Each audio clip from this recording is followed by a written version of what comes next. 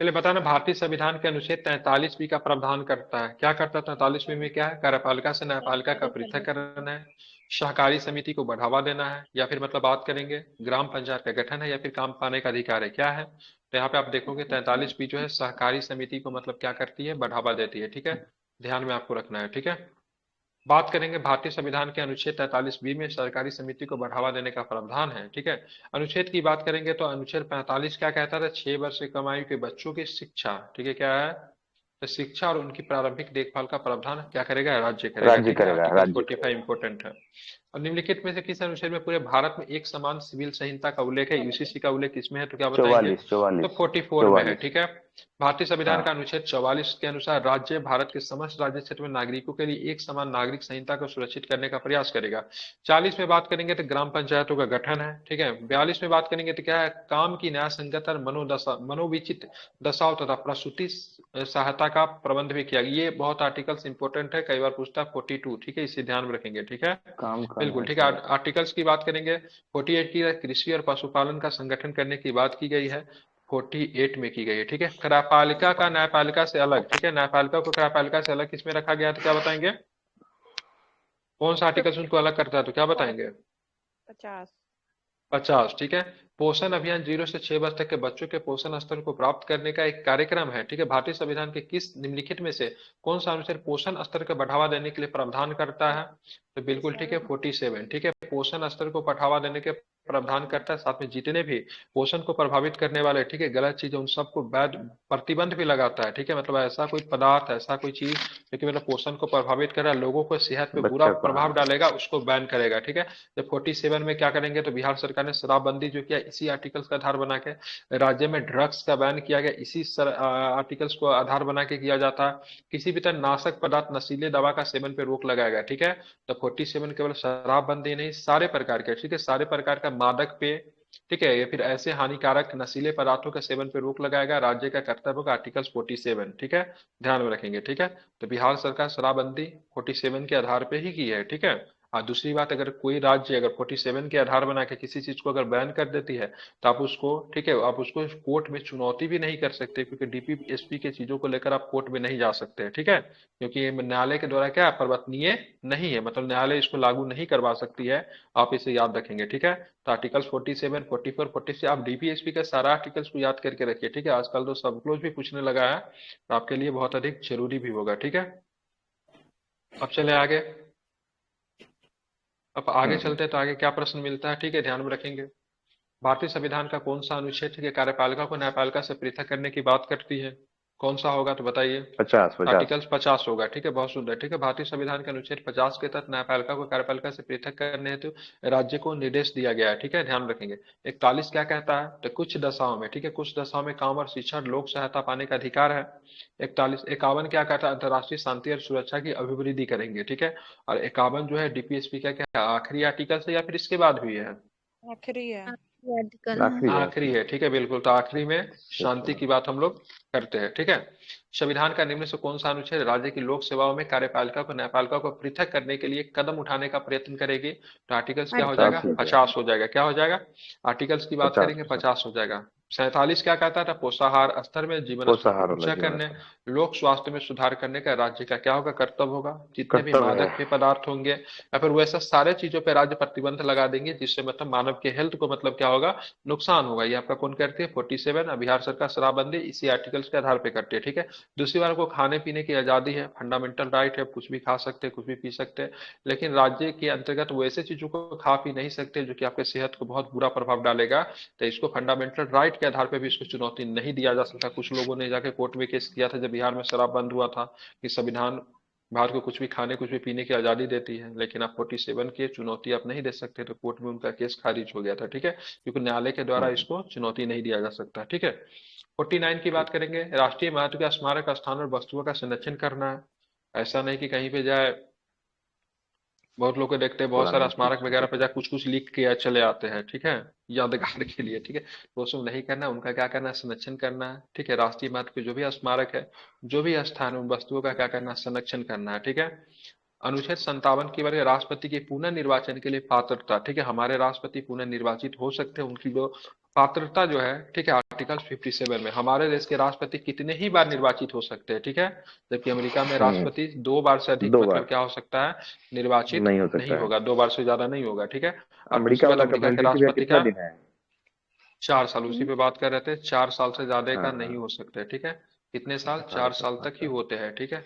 ध्यान में रखना है, ठीक है। दो ही बार बात कार्यकाल करें, हो जाता हालांकि है। हालांकि हालांकि वहाँ के राष्ट्रपति, बहुत सारे ऐसे भी राष्ट्रपति जो कि 2 से अधिक बार भी बने हैं, ठीक है। भारत के संविधान का कौन दो सा से अधिक अनुच्छेद बार बना है। अंतर्राष्ट्रीय, बहुत सारे, 4-5 राष्ट्रपति जो कि 2 से अधिक बार बने हैं, ठीक है। भारत के संविधान अच्छा। का कौन सा अनुच्छेद अमेरिका में अंतर्राष्ट्रीय एक शांति, आया था ना। हाँ बिल्कुल, अमेरिका ठीक में है। एक आया था जिसे था 2 साल कर दिया गया। हाँ, बाद में कर दिया गया, लेकिन पहले ऐसा नियम नहीं था। जेफरसन वगैरह जो शुरुआती राष्ट्रपति थे, ठीक है, वो तो 3-3 बार भी रहे थे, ठीक है। गौर कीजिए ना, 5-7 राष्ट्रपति के नाम ऐसे मिलेंगे जो कि मतलब 2 बार से अधिक रहे हैं। बाद में भारत भी के उसको संविधान का, संशोधन करके 2 बार कर दिया। हाँ बाद में संशोधन किया गया था, ठीक है। बात करेंगे, ठीक, ठीक। भारत के संविधान का कौन सा अनुच्छेद अंतर्राष्ट्रीय शांति और सुरक्षा को बढ़ावा देने से संबंधित है, तो क्या बताएंगे, तो 51। कौन सा है, 51, ध्यान में रखेंगे। अंतर्राष्ट्रीय शांति और सुरक्षा को भारत की विदेश नीति का प्रावधान संविधान के अनुच्छेद 51 में है, ठीक है। अनुच्छेद 49 क्या कहता है, तो राष्ट्रीय महत्व के स्मारक स्थानों मतलब उस वस्तुओं का मार्गों को नहीं संरक्षण। तोड़ना देखिए, है। आर्टिकल्स याद हम्म। करने की चीज नहीं है, ठीक है। ये बहादुरी नहीं है, से 1 से लेकर 395 तक आर्टिकल्स आपको याद है। जो महत्वपूर्ण आर्टिकल जो कि एग्जाम में पूछे जाते हैं, अब गहराई से पढ़ेगा आपको स्वतः ही याद हो जाएगा, ठीक है। इसलिए कभी भी कोई भी लोग आर्टिकल्स याद करने के लिए मत बैठिएगा, ठीक है। नहीं नहीं याद होगा, होता ही नहीं। खुद पढ़ते जाइए, खुद ब हम्म। खुद आपको जो भी महत्वपूर्ण आर्टिकल्स होंगे खुद ब खुद याद हो जाएंगे। 395 आर्टिकल्स याद करके क्या कीजिएगा, संभव भी नहीं याद करना, भूल भी जाएंगे। इसलिए याद पढ़ते कर रहिए, लेता अपने भी है आप बहुत महत्वपूर्ण लड़का लोग। आर्टिकल्स याद हो कर जाते हैं। लेता हाँ, है। करने वाला कर ही लेता है, हम्म। इन क्या फायदा, ठीक है। आर्टिकल 47 पे आते हैं, कृषि और पशुपालन का संगठन है। 50 की बात करें, कार्यपालिका से न्यायपालिका का पृथककरण की बात करें। कोई भी अच्छा अलग कर टीचर होगा देता वो नहीं है। कहेगा सिर्फ पूरा आर्टिकल्स याद करने के लिए बैठिए, खुद पढ़ते रहिए, अपने आप हम्म। याद हो जाएगा। भारतीय संविधान का निम्नलिखित में से कौन सा अनुच्छेद अंतर्राष्ट्रीय शांति और सुरक्षा प्रचार की बात करता है, तो वही 51 हो जाएगा। 40 ग्राम 51 है। पंचायत है, 43 इंपोर्टेंट है, ठीक है, गांधीवादी आर्टिकल से याद रखेगा इसको, ठीक है। क्या बताइए। कर्मकारों के लिए निर्वाह अच्छा। मजदूरी प्रावधान, कुटीर उद्योगों का विकास की बात करेंगे तो कितना है, 43 में। 47 क्या है, तो पोषाहार स्तर, जीवन स्तर को ऊंचा करने के, लोक स्वास्थ्य में सुधार करने का राज्य का मतलब क्या होगा, कर्तव्य होगा। भारत में राज्य का निम्नलिखित में से कर्तव्य। कौन सा राज्य के नीति निर्देश सिद्धांतों को गांधीवादी सिद्धांत है, तो गांधीवादी समान नागरिक संहिता का संरक्षण, समान काम के लिए समान वेतन। बात करेंगे क्या है, तो ध्यान में रखिएगा, तो ग्राम पंचायतों का गठन। गांधी जी कहते थे से भारत की आत्मा गांव में बसती है, कहते थे ना गांधी जी। तो ये ध्यान में रखें, ग्राम पंचायत का गठन जो है, ठीक है, ध्यान में रखेंगे, ये गांधीवादी आर्टिकल्स है। सारे गांधीवादी आर्टिकल समाजवादी आर्टिकल्स होंगे, सारे समाजवादी गांधीवादी नहीं। गांधीवादी नहीं हो सकते, ठीक है। संविधान के भाग 4 में अनुच्छेद की बात करेंगे, 36 से लेकर 51 तक के राज्य के नीति निर्देशक सिद्धांत शामिल है। अब यहाँ पे देखिए, नीति निर्देशक सिद्धांत गांधीवादी कौन कौन है, ठीक है। आप देखिए, मैं इसको बहुत आसानी से आपको ध्यान रख लूंगा, ठीक है। बहुत आसानी से आपको याद होगा। गांधी जी का कहना था कि भारत की आत्मा गाँव में बसती है, तो अनुच्छेद बस्ती 40 है। की बात करेंगे, ग्रामीण है, ठीक है। गांधी जी की बात करें, कुटीर उद्योगों के बहुत बड़ा विकास, वो बोलते थे चरखा चलाओ, इंडस्ट्री को बढ़ावा मत दो। चरखा चलाने, चरखा किस में आएगा, कुटीर उद्योग में आएगा, हाथ से काम होता है। तो 43 की बात करेंगे तो ये भी गांधीवादी आर्टिकल्स है। गांधी जी की बात करेंगे तो संघ बनाने के बहुत बड़े वो थे, ठीक है। आप जाएंगे गांधी जी जाते हैं यहाँ पे, कहाँ पे जाते हैं, अहमदाबाद जाते हैं, 1918 में क्या बोलते हैं, मजदूरों का संघ बनाओ। संघ जो होते हैं हिमायती होते हैं, ठीक है। तो 43 में सहकारी समिति का उन्नयन की बात करेंगे, 43 बी में बाद में शामिल किया गया था, 1976 में शामिल किया गया था, तो ये भी यही है, ठीक है। उसके बाद 46 की बात करेंगे, राज्य समाज के कमजोर वर्गों, विशेषकर अनुसूचित जाति, अनुसूचित जनजाति, अन्य कमजोर वर्गों के शैक्षणिक और आर्थिक हितों को बढ़ावा देने के लिए, ये भी गांधीवादी आर्टिकल्स है।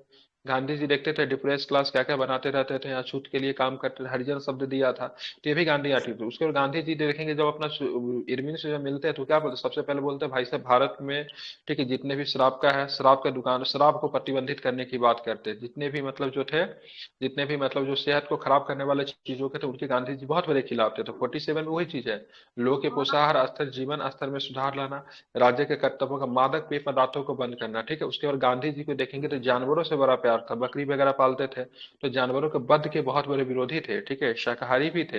तो 48 में बात करेंगे तो कृषि एवं पशुपालन का संगठन, गाय बछड़ा अन्य दुधारू पशुओं के नस्लों का परीक्षण सुधार करना तथा उनके वध पे रोक लगाना, ठीक है।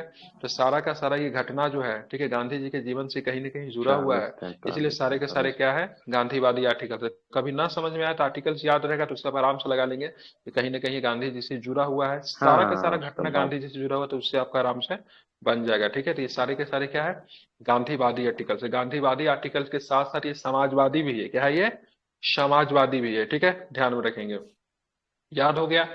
तो 40, 43, 46, 47, 43 48, ये बी। सारे के सारे क्या है? ठीक, गांधीवादी आर्टिकल्स है, गांधीवादी। ठीक है, ध्यान में रखेंगे। चलो अब इसमें इंडस्ट्री वगैरह जो आएगा वो गांधीवादी आर्टिकल्स में नहीं आएगा, ठीक है। गांधी जी बड़े इंडस्ट्री के नहीं थे, गांधी जी कुटीर उद्योग के समर्थक थे। कुछ कुटीर उद्योग डेवलपमेंट किसमें नहीं है? चाहते थे। ठीक है, हाँ ठीक है, बड़े स्तर पे बड़े बड़े इंडस्ट्री के समर्थक, जबकि नेहरू जो थे बड़े स्तर पे इंडस्ट्री के समर्थक थे। लेकिन नेहरू जी लेकिन गांधी बड़े जी नहीं इंडस्ट्री के थे। समर्थक थे, गांधी जी नहीं थे। आप सेकेंड ईयर 5 प्लान में आप देख लो, क्या बड़े इंडस्ट्री की नींव रखी जा रही है कि नहीं रखी जा रही है? वहीं ठीक अमेरिका है, में जबकि समर्थक थे। बिल्कुल बिल्कुल ठीक है। बात करें भारतीय संविधान के निम्नलिखित में से कौन सा राज्य के नीति निर्देशक सिद्धांतों का एक उदारवादी सिद्धांत है? तो उदारवादी सिद्धांत क्या है? उदारवादी में लिबरल मतलब सभी लोगों को समान राइट्स देंगे। तो ध्यान में रखिएगा, समान नागरिक संहिता को संरक्षित करना क्या उदारवादी है, ठीक है। राज्य के नीति निर्देशक सिद्धांतों में वो सभी आदर्श शामिल हैं जिनका पालन राज्य को देश के लिए कानून और नीतियां बनाने के साथ समय ध्यान देना चाहिए, ठीक है। आप ध्यान में रखेंगे, राज्यों को बोला गया तो भाई साहब क्या करो, आप सारे नीति निर्देशक सिद्धांत को एक साथ लॉन्च कर दो। तो बोला नहीं, अभी तो हम तो इसके लिए पात्र ही नहीं है, हमारे पास इतना संसाधन ही नहीं है। तो बोला ठीक है, राज्यों को बॉल को राज्य के खेमा में दिया गया से जब भी आपको लगे आप इसके लिए लायक हो जाए, धीरे धीरे आप इसको लायक बनाएंगे, ठीक है। साथ में राज्यों का कर्तव्य क्या होगा, जब भी वो कानून वगैरह बनाएंगे तो राज्य के नीति निर्देशक सिद्धांत के तथ्यों को मतलब ख्याल में रखकर कानून बनाएंगे, ठीक है, ध्यान रखेंगे। ये कहा गया तो देश नीति के। निर्देशक सिद्धांत सकारात्मक प्रकृति के होते हैं, ध्यान में, नीति निर्देशक सिद्धांत जो सकारात्मक है, मौलिक अधिकार नकारात्मक है, ठीक है। मौलिक अधिकार को अच्छा मान के बहुत आदमी सोचते हैं अरे ये तो नकारात्मक नहीं हो सकता है, ठीक है। तो आपको राज्य के तुलना में कंपेयर करना है। मौलिक अधिकार राज्य की शक्ति को कमजोर करती है, इसलिए राज्य के लिए नकारात्मक होगा। नीति निर्देशक सिद्धांत राज्य की शक्ति को मजबूत करती है, इसलिए राज्य के लिए क्या होगा, सकारात्मक होगा। क्या होगा? राज्य के लिए क्या होगा? सकारात्मक होगा, ठीक है। तो इसको कॉन्सेप्टुअल मूल आप चीजों को अधिकार। समझेंगे तो ही आपको चीजें समझ में आएगी, ठीक है। मौलिक अधिकार क्या होगा? राज्य की शक्ति को कम करता है, तो नकारात्मक होगा। अपने पे नहीं देखना है, राज्य को देखना है। नीति राज्य निर्देशक के सिद्धांत प्रति, राज्य की हाँ। शक्ति को बढ़ाता है, ठीक है, तो क्या होगा, उसके लिए सकारात्मक होगा, ठीक है।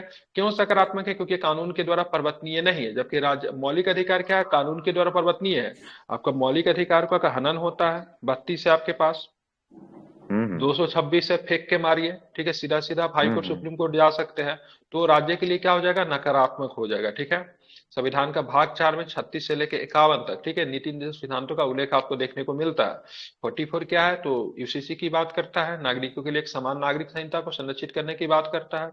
अनुच्छेद 45 की बात करेंगे, 6 वर्ष से कम आयु के बच्चों को शिक्षा प्रारंभिक बाल्यावस्था की देखभाल की बात देखभाल करता है, करना ठीक है, राज्य का ध्यान में कर्तव्य है। रखेंगे बिल्कुल। हाँ, आर्टिकल्स क्या कहता है? 48 कृषि और पशुपालन का संगठन है। 48 ए को बाद में शामिल किया, जितना भी सब क्लोज मिलेगा डीपीएसबी में, ठीक है, वो सबको बाद में शामिल किया गया, ठीक है। पर्यावरण के संवर्धन एवं संरक्षण का प्रयास करना, वनों और वन्य जीवों की रक्षा करना। 49 में क्या है? राष्ट्रीय महत्व का स्मारक स्थान और वस्तुओं का संरक्षण है।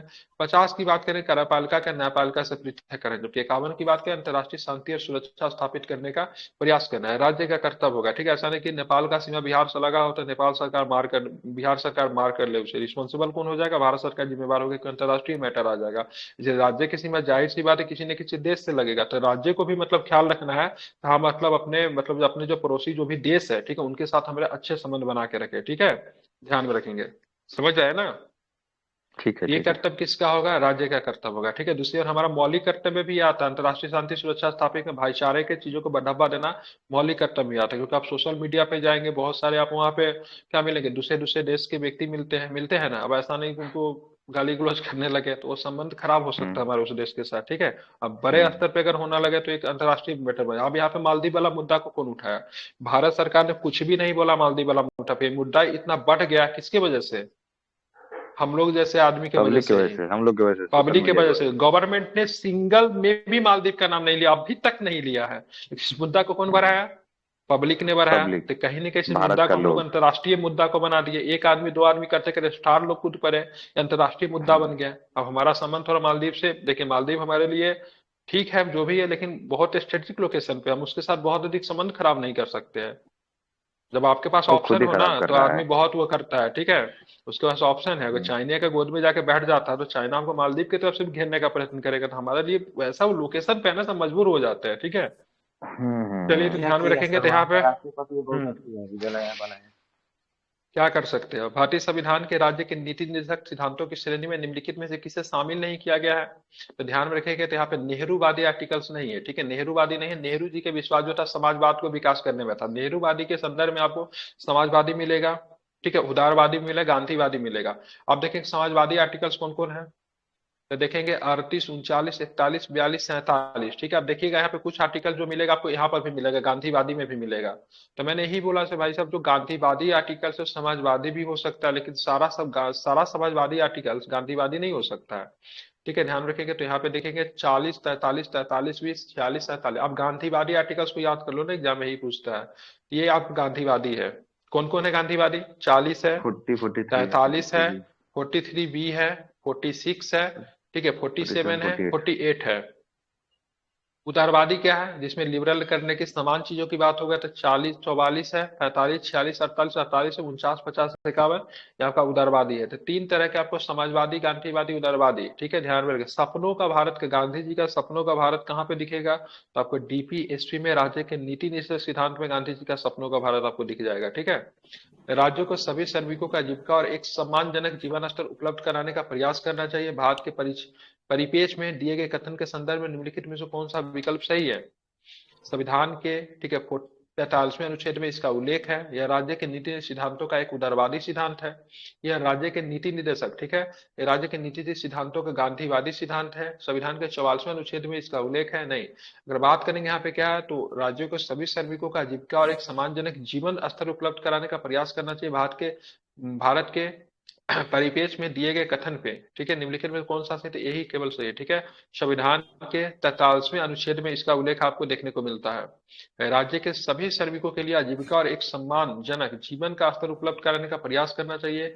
इस नीति निर्देशक सिद्धांत का उल्लेख संविधान के 43 में मिलता है। यह राज्य के नीति निर्देशक सिद्धांत का कौन सा सिद्धांत है? समाजवादी सिद्धांत है। कैसा है? समाजवादी सिद्धांत है। राज्य जो होती है लोगों के लिए, मतलब क्या क्या कार्य की रेट करती है। मनरेगा नरेगा जैसे प्रोग्राम हमारे यहाँ चलता है, जब आप देखोगे 100 दिन का कार्य भी आपको करने को आपको मिलता है ना। कितने दिन का काम है मनरेगा में? 100 दिन का देते हैं ना, कम से कम 100 दिन का देना, मैक्सिमम 150 दिन भी है बहुत जगह पे। भारतीय संविधान के मूल कर्तव्यों में किसकी सिफारिश शामिल किया गया था? भारतीय संविधान के मूल कर्तव्यों में किसकी सिफारिश पे शामिल किया गया था? मूल कर्तव्य की बात करेंगे, पता होना चाहिए आप लोगों को, बता दीजिए बिना आंसर देखे हुए। क्या हो जाएगा? तो सरदार स्वर्ण सिंह समिति के आधार पर मूल कर्तव्य को शामिल किया गया। तो अब मैं एक प्रश्न आपसे पूछूंगा, मूल कर्तव्य को कब शामिल किया गया, तो क्या बताएंगे? 1976 में। बिल्कुल 1976 में किया गया। बलवंत मेहता समिति का पंचायती राज से संबंध, जो कि त्रिस्तरीय पंचायती राज के संबंध से LM सिंघवी साहब की बात करेंगे, इनका भी संबंध जो है, ठीक है, पंचायती राज व्यवस्था से, पंचायती राज को कानूनी मान्यता दिया जाए, इनके लिए सिंघवी साहब, ठीक है। विवेक देवरा समिति का संबंध रेलवे के संस्थागत सुधारों से है, ठीक है, सुधारों से है, ठीक है। क्या बताए? डेट 1975। किसका? सिंघवी। 1985-86 में होगा ये सिंघवी, 86 सर। ठीक है। कितना? 86। हाँ वही ना बोले, 85-86 में होगा, ठीक है, सिंघवी, ठीक है। पंचायती राज्य को बात करेंगे, संवैधानिक दर्जा देंगे सिंघवी समिति या पीके थुंगन, ठीक है, दोनों 85-86 के आसपास ही है। पहले सिंघवी आता, उसके बाद पीके थुंगन है, या फिर पहले पीके थुंगन है, पहले सिंघवी है, अब पीके थुंगन सिंघवी के प्रस्तावों को मुहर लगाती है, ठीक है। विवेक द्वारा समिति की बात करें, रेलवे में संस्थागत सुधारों तथा पुनर्गठन से संबंधित है। मौलिक कर्तव्यों के बारे में संतुष्टि के लिए कांग्रेस पार्टी ने 1976 में एक समिति का गठन किया। तो कौन सा समिति था? तो क्या? सरदार स्वर्ण सिंह। सरदार स्वर्ण सिंह की बात करें, पंजाब के बड़े दिग्गज नेता, पंजाब के मुख्यमंत्री रहे थे, इंदिरा गांधी के कैबिनेट में रक्षा मंत्री के पद संभाले थे, ठीक है, बहुत बड़े नेता थे सरदार स्वर्ण सिंह, ठीक है। इनके इनके बात करेंगे, इन्हीं के मतलब नेतृत्व में, ठीक है, मौलिक कर्तव्य के लिए एक समिति बनाया गया था 1976 में। 42वां संविधान संशोधन 1976 में कांग्रेस के द्वारा गठित सरदार स्वर्ण सिंह समिति के संतुष्टि के आधार पर मूल कर्तव्यों को जोड़ा गया। संविधान के किस किस भाग को जोड़ा गया मूल कर्तव्य के लिए? क्या बताएंगे? भाग की बात करें, किस भाग को जोड़ा गया, तो क्या बताएंगे? तो संविधान में भाग 4 के A को शामिल किया गया। क्या शामिल किया गया? 4 के A को शामिल किया गया। अनुच्छेद की बात करेंगे, अनुच्छेद में कितने का अनुच्छेद को शामिल किया? कौन सा अनुच्छेद को शामिल किया गया? 51 को। 51 को शामिल किया। स्वर्ण सिंह समिति ने कितने प्रकार के मौलिक कर्तव्यों को समावेश करने की बात कही थी? कितने प्रकार के? 10। 8 प्रकार। कितने प्रकार के? 8 प्रकार के, ठीक है। लेकिन शामिल कितना प्रकार के किया गया? 10 प्रकार के, ठीक है, ध्यान में रखेंगे, ठीक है। और 11वां बाद में शामिल किया गया, ठीक है। मौलिक कर्तव्य को स्वर्ण सिंह समिति के 8 प्रकार के मौलिक कर्तव्य की बात की गई थी, ठीक है। दूसरी बात, मौलिक कर्तव्य को न मानने के लिए सजा वगैरह का भी प्रावधान करने की बात कही थी, लेकिन इन सब चीजों को, मौलिक कर्तव्य को न फॉलो करने वाले को, ठीक है, सजा वगैरह देने का भी प्रावधान था, लेकिन इन सबको नहीं मानती है सरकार, ठीक है। 8 प्रकार के बोला गया था, उसको 10 प्रकार की कर देती है, ठीक है। और सजा वगैरह का प्रावधान को हटा देती है। मतलब ये लोगों का एक नैतिक कर्तव्य, अगर आप नहीं भी पालन करते हैं तो आपको सजा देने का प्रावधान नहीं है, ठीक है। 11वां वाला बाद में शामिल किया गया। 86वां संविधान संशोधन होता है 2002 में होता है। और यहाँ पे मतलब 6 वर्ष से 14 वर्ष के बच्चों को मतलब शिक्षा देने का कर्तव्य होगा। भाई 86वां संविधान संशोधन है कब है? 86 अमेंडमेंट कब है? तो क्या बताएंगे? 2002 में है, ठीक है, ध्यान में रखेंगे, समझ रहे हैं? चलिए, बहुत सुंदर, जी। आगे चलेंगे। निम्नलिखित में से किसके कार्यकाल के दौरान स्वर्ण सिंह समिति का गठन किया गया? तो इंदिरा जी का शासनकाल था। तो किनका शासनकाल था? तो इंदिरा जी का। तो कुछ चीजें यहाँ पे आपको जो ऑब्जेक्टिव फॉर्म में ही बताऊंगा, लेकिन कुछ चीजें आपको अलग मिलेगा, ठीक है, जो कि कहीं पे नहीं मिलेगा। आप जब या तो बहुत डिटेल्स में पढ़ेंगे या फिर यहीं पे पढ़ेंगे तो ही आपको चीजें मतलब कुछ मिलेगी, ठीक है। ध्यान रखिए, कभी स्वर्ण सिंह समिति ने 8 प्रकार के मौलिक कर्तव्य का ही मतलब अनुशंसा किया था। सरकार ने उसको 10% किया था। दूसरे, मौलिक कर्तव्य को फॉलो न करने वाला सजा का भी प्रावधान किया गया था। चलिए, प्रधानमंत्री इंदिरा गांधी जी की बात के कार्यकाल की बात करेंगे। वर्ष 1976 में स्वर्ण सिंह समिति का गठन किया गया। इस समिति की सिफारिश पे 82वें संविधान संशोधन 1976 के द्वारा मूल कर्तव्यों को जोड़ा गया था। देश के नागरिकों को मौलिक कर्तव्य सिखाने वाले सुझावों को क्रियान्वित करने वाले समिति का किस नाम से जानते हैं? तो यह आप ध्यान में रखेंगे। यहाँ पे ध्यान रखें, एक प्रश्न अलग है। देश के नागरिकों को मौलिक कर्तव्य सिखाने के सुझावों को क्रियान्वित करने वाली समिति को किस नाम से जानते हैं? इसका नाम जे एस वर्मा समिति, ठीक है। तो जे एस वर्मा समिति भी संबंधित है, ठीक है, मौलिक कर्तव्य से। क्या है ये? तो ध्यान में रखेंगे, इनका कहना, देश के नागरिकों को मौलिक कर्तव्यों को सिखाने के हेतु सुझावों को क्रियान्वित करने वाली समिति को जे.एस. वर्मा समिति के नाम से जाना जाता है। और स्वर्ण सिंह समिति का सन मूल कर्तव्य से है, ठीक है, ध्यान में रखेंगे, ठीक है। तो मौलिक कर्तव्य को सिखाने के लिए जे.एस. वर्मा समिति है। अब मौलिक कर्तव्य को जो दिया, जो लागू जो किया, उसके लिए मतलब कौन सा? तो स्वर्ण सिंह समिति। तो जे.एस. वर्मा समिति या स्वर्ण सिंह समिति मौलिक कर्तव्य से संबंधित है, आप इसे याद रखिएगा। मूल अधिकार की बात के संविधान के किस भाग में जोड़ा गया? तो 4 के ए में शामिल किया गया, ठीक है। भारतीय संविधान में वर्तमान स्वरूप पे 25 भाग है, ठीक है, लेकिन मूल संविधान में 22 भाग ही थे, इसी को बढ़ा दिया गया है। भाग 3 में क्या है? जहां से आवाज आ रही माइक बंद कीजिए। भाग 3 में क्या है? भाग 3 में क्या है? तो मूल अधिकार है। भाग 1 में क्या? संघ और उसके राज्य क्षेत्र है। भाग 2 में क्या है? तो भाग 2 में आपको नागरिकता आपको देखने को मिलता है, ठीक है। देश की रक्षा करने और आह्वान किए जाने पर राष्ट्र की सेवा के लिए तत्पर रहने का उल्लेख आपको किसमें आपको देखने को मिलता है? तो ये आपका मूल कर्तव्य है। क्या है आपको मूल कर्तव्य है? अगर आप नहीं भी जाएंगे तो आपको इसमें कोई सजा वगैरह नहीं दिया जाएगा। सरदार सिंह स्वर्ण समिति, सरदार सिंह स्वर्ण समिति के सिफारिश में मूल कर्तव्यों को जोड़ा गया। देश की रक्षा करने और आह्वान किए जाने पर राष्ट्र की सेवा के लिए तत्पर रहने का उल्लेख की बात करेंगे तो मूल कर्तव्य में शामिल है। 2022 तक प्राप्त जानकारी के अनुसार भारतीय संविधान में कितने मूल कर्तव्यों को सूचीबद्ध किया गया है? कितने हैं? तो 11 है। कितने हैं? यहाँ पे देखिए, स्वर्ण सिंह समिति ने संविधान में 8 मूल कर्तव्यों को जोड़े का सुझाव दिया था, जो बात मैंने आपको बहुत पहले बता दिया था, ठीक है। बहुत लोगों को नहीं पता होगा, लेकिन 8 मूल कर्तव्य की ही बात की थी स्वर्ण सिंह समिति ने, ठीक है। लेकिन सरकार ने कितने मूल कर्तव्यों को शामिल किया? सरकार ने कितने? 10 को शामिल किया, ठीक है। 42वां संविधान संशोधन 1976 के द्वारा 51 का में जोड़ा गया 10 मूल कर्तव्य को। फिर 2002 में 46वां संविधान संशोधन होता है और उसमें आप देखेंगे तो 11वां मूल कर्तव्य को जोड़ा जाता है, ठीक है। तो 76 में जो संविधान संशोधन करके मूल कर्तव्य को जोड़ा गया, इंदिरा जी की शासन काल था।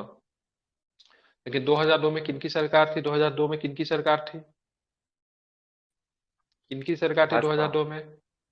बिल्कुल, वाजपेयी जी की सरकार थी। किनकी सरकार थी? अटल बिहारी वाजपेयी जी की सरकार थी। निम्नलिखित में से कौन सी भारतीय संविधान में उल्लेखित मौलिक कर्तव्य की एक विशेषता है? कौन सी विशेषता है? तो इनमें कुछ विदेशियों के लिए उपलब्ध है, औचित्यपूर्ण प्रतिबंध लगाए जा सकते हैं, देखिए इनमें कुछ कानूनी विशेषज्ञता भी उपलब्ध। संविधान इन्हें सीधे लागू कराने का प्रावधान नहीं करता। तो मौलिक कर्तव्य की बात करेंगे तो संविधान इन्हें डायरेक्ट लागू नहीं करवा सकता है, ठीक है, क्योंकि मौलिक कर्तव्य नैतिक कर्तव्य है। देखिए, संविधान के भाग 4 एक अनुच्छेद 51 में शामिल कुल 11 मूल कर्तव्यों का उल्लेख किया गया। मूल कर्तव्यों को भूतपूर्व सोवियत संघ यूएसएसआर के संविधान से लिया गया। मूल कर्तव्य केवल भारतीय नागरिकों पर लागू होते हैं। ध्यान में, मूल कर्तव्य किस पे लागू होते हैं? केवल भारतीय नागरिकों पर लागू होते हैं। संविधान मूल कर्तव्य को सीधे लागू करवाने का प्रावधान नहीं करता। अब देखिएगा नेशनल एंथम होते रहता है, तो अब स्टेडियम वगैरह में मैच देखते रहेंगे तो जैसे ही नेशनल एंथम, जितने भी भारतीय होते हैं सब आराम से शांति से खड़े हो जाते हैं। लेकिन उसी में देखिएगा ऑस्ट्रेलिया से मैच हो रहा है, ऑस्ट्रेलिया वाला चुपचाप बैठा हुआ रहता है।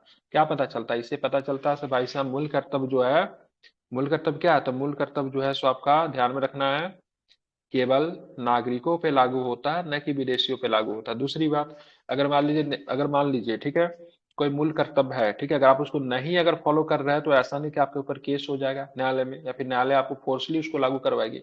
आपका नैतिक कर्तव्य अगर आप नहीं भी मानेंगे तो कोई दिक्कत नहीं है, ठीक है, तो उसको न्यायालय के द्वारा लागू नहीं करवाया जा सकता मूल कर्तव्य को, ये भी आपको ध्यान में रखना है, याद रहेगा। आगे चलेंगे, मौलिक कर्तव्य के संबंध में निम्नलिखित में से कौन सा कथन सही है? संविधान के अनुच्छेद 51 अ में मौलिक कर्तव्य संबंधित है।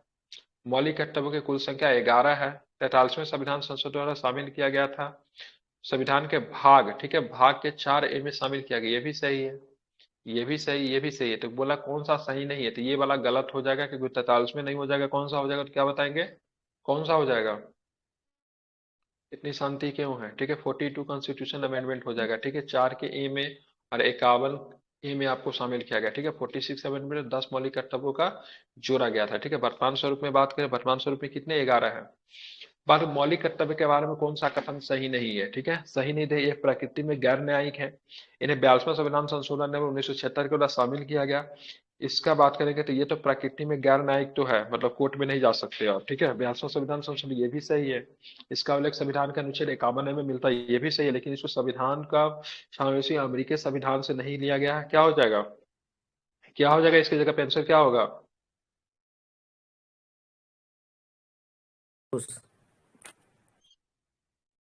आप लोग रसिया बोलते होगा। क्यों नहीं है? क्यों नहीं बोलते? रसिया माइक बंद करके चुपचाप आप लोग सुनते रहते हैं, क्यों सुनते रहते हैं? तो कुछ प्रश्न पूछा जाता है तो बोलना पड़ता है ना यहाँ पे। हाँ, यूएसएसआर के कॉन्स्टिट्यूशन से इसको उठाया गया है, ठीक है। मूल कर्तव्यों का प्रावधान सोवियत संघ के संविधान से प्रेरित है। मूल कर्तव्य को 42वें संविधान से 1976 के द्वारा शुरू किया गया है, ठीक है। ऐसे इनर्जेटिक नहीं मन करता पढ़ाने में ना, खत्म करना है ना, जब सब लोग सपोर्ट करेंगे तब ना। कम से कम मैं तो पढ़ा रहा हूँ, कम से कम बीच बीच में बोलते रहिए। कहानी जब सुनते रहते हैं तो देखिए, कहानी सुनने वाला को उसमें हाँ हाँ बस बोलना रहता है।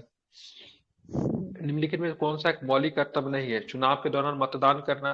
तो भाई साहब चुनाव के दौरान मतदान करना ये मौलिक कर्तव्य नहीं है, ठीक है, ध्यान रखें। बाकी सारे के सारे हैं। प्राकृतिक पर्यावरण की रक्षा करना, भारत की एकता अखंडता को बनाए रखना, संविधान का पालन करना, सब है, लेकिन चुनाव के दौरान मतदान करने मौलिक कर्तव्य नहीं है, ठीक है।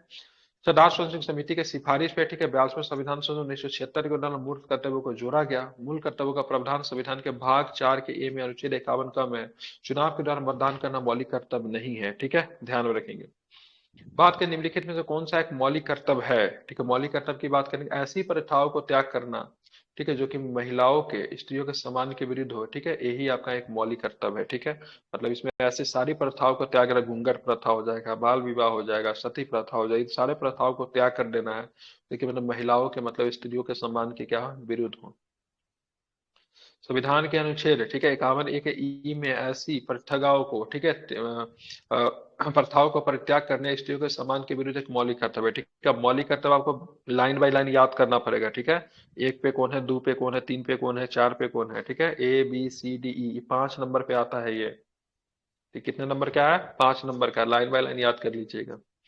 निम्नलिखित में से किस मौलिक कर्तव्य के प्रावधान ये निर्धारित करता है कि सभी भारतीयों को राष्ट्रीय ध्वज को भारतीय राष्ट्रगान के प्रति सम्मान करना है? तो ध्यान रखिए कितने नंबर का है, तो ये पहला नंबर का ही हो जाता है, ठीक है। क्या है? पहला नंबर के ही आ जाता है, ए में ही है, ठीक है। 51 के ए के ए में है, ठीक है। 51 ए तो सब में कॉमन रहेगा, ठीक है। ABCD से पहला दूसरा तीसरा मतलब ज्ञात होता है, ठीक है। तो सभी भारतीयों को राष्ट्रीय ध्वज और भारतीय राष्ट्रगान के प्रति सम्मान दिखना चाहिए। ये प्रावधान भारतीय संविधान के अनुच्छेद 51 ए के ए में दिया गया, ठीक है। मतलब पहला ही है, क्या है ये? पहला ही है, ठीक है। अब देखेंगे भारतीय संविधान के निम्नलिखित में से किस अनुच्छेद में मौलिक कर्तव्य भारतीय की संप्रभुता, एकता और अखंडता की बात करता है, ठीक है। तो ये तीसरा नंबर का है, कितने नंबर का है? तीसरा नंबर का। तीसरा नंबर में क्या मतलब सी हो जाएगा, ठीक है। क्या हो जाएगा? सी हो जाएगा, ठीक है। तो मूल कर्तव्यों का भारतीय मूल कर्तव्य का प्रावधान भारतीय संविधान के भाग 4 के क एवं अनुच्छेद 51 ए में नहीं होता। भारतीय संविधान का अनुच्छेद 51 ए का सी में, ठीक है, भारत की संप्रभुता, एकता और अखंडता की रक्षा और उन्हें अक्षुण्ण बनाए रखेंगे। चलिए आप देखेंगे जी नंबर कितना नंबर पे आएगा? 7 नंबर पे जी, कितने नंबर पे आएगा? 7 नंबर पे क्या है? तो 7 नंबर देखिए यहाँ पे, मूल कर्तव्य का 51 की सूची में उपधारा जी किससे संबंधित है? 7 नंबर पे क्या है? तो 7 नंबर प्राकृतिक पर्यावरण की रक्षा एवं उसका संवर्धन करना जो है 7 नंबर पे है, ठीक है। ध्यान रखें, तो मूल कर्तव्य का 51 की सूची उपधारा जी प्राकृतिक पर्यावरण की रक्षा उसका संवर्धन करना संबंधित है, ठीक है। और पॉलिटी के लिए हम लक्ष्मीकांत पढ़ा रहे हैं अपने पेड क्लास में, ठीक है। और भी अच्छे से नोट्स वगैरह जो है, पॉलिटी का डिटेल्स नोट अगर आप लोग को चाहिए तो आप लोग शामिल हो सकते हैं। ऐसे कुछ नोट्स मैंने डाले हैं, आप लोग यहाँ पे देख सकते हैं, ठीक है।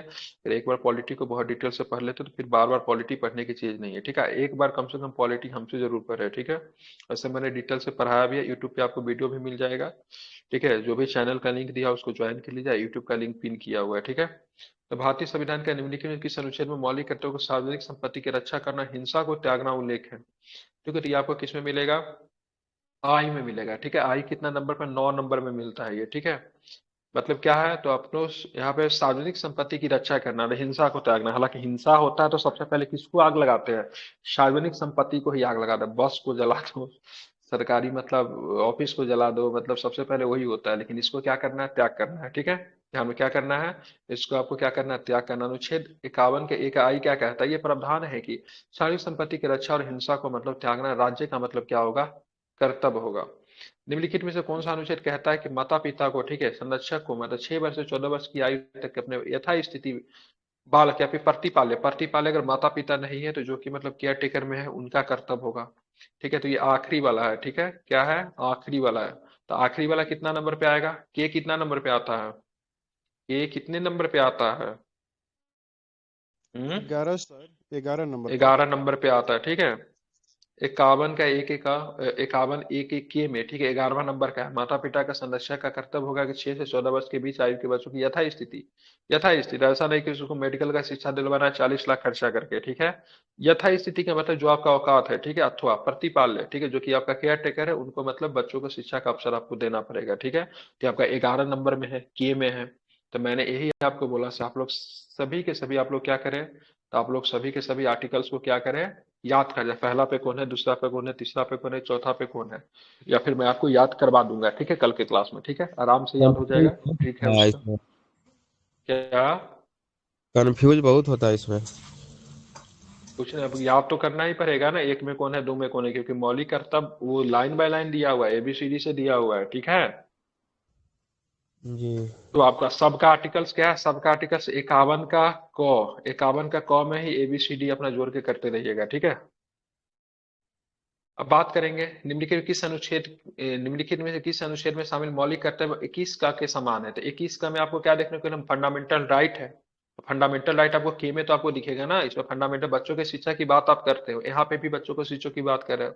तो फंडामेंटल ड्यूटीज भी है बच्चों की शिक्षा को लेकर, फंडामेंटल राइट भी है, और राज्य के नीति निर्देशक डीपीएसपी भी है। तो मैं बता दे रहा हूँ, ठीक है, 21A में बच्चों की शिक्षा की बात करेगा, फंडामेंटल राइट मतलब मौलिक अधिकार। अब चलते हैं नीति निर्देशक सिद्धांत में बात करें, अनुच्छेद 45 बात करेगा बच्चों को शिक्षा के लेके, ये डीपीएसपी हो जाएगा। अब चलेंगे फंडामेंटल ड्यूटीज की बात करेंगे, तो 51A का, ठीक है, 11वां नंबर का ये आपका बात करेगा कर्तव्य की बात करेगा, ठीक है, क्या बात करेगा? कर्तव्य की बात करेगा। 11 नंबर के लिए भी किए, तो आप देखिए बच्चों को शिक्षा के लिए राज्य सरकार या फिर केंद्र सरकार या फिर हमारी सरकार कितनी चिंतित है इसको, मतलब हमारे यहाँ 3 मूलभूत अधिकार की बात है। ये सारे के सारे कुछ भी हो, लेकिन एक तरह से देखेंगे तो इसको अब पहले बार जो फंडामेंटल राइट को जो शामिल किया गया, मूल डीपीएसपी को शामिल किया गया, तो कुछ लोग इसके सुझाव में तो इसको बोलेंगे फंडामेंटल राइट 1, इसको बोलेंगे फंडामेंटल राइट 2। लेकिन राज्य के लोग तैयार नहीं हुए, क्योंकि बोले तो भाई साहब फंडामेंटल राइट 1 और 2 कर दोगे तो ये तो आप दे रहे हो सभी पर, तुरंत लोग इसको भी लागू करवाने की मांग करेंगे। जबकि हमारे देश की स्थिति बहुत ज्यादा खराब थी उस समय, हमारे राज्यों की स्थिति खराब थी, राज्य इतना अधिकार को देने के पक्ष में नहीं था, इसलिए बोला से नहीं, इसको 1-2 के हिसाब से इसका नाम नहीं रखेंगे, ठीक है। इसको नीति निर्देशक तत्व रखो है, राज्य को ये अधिकार दो से राज्य जब उसके काबिल हो तब उसको लागू करेंगे। अब राज्य इतना है, क्योंकि ये अगर मान लीजिए राज्य अगर ज्यादा अधिकार देते हैं, राज्य का शक्ति कमजोर होता है ना, तो राज्य इसको अपने हिसाब से यूज करती है, राज्य कभी बोलती ही नहीं हम इसके काबिल है, ठीक है।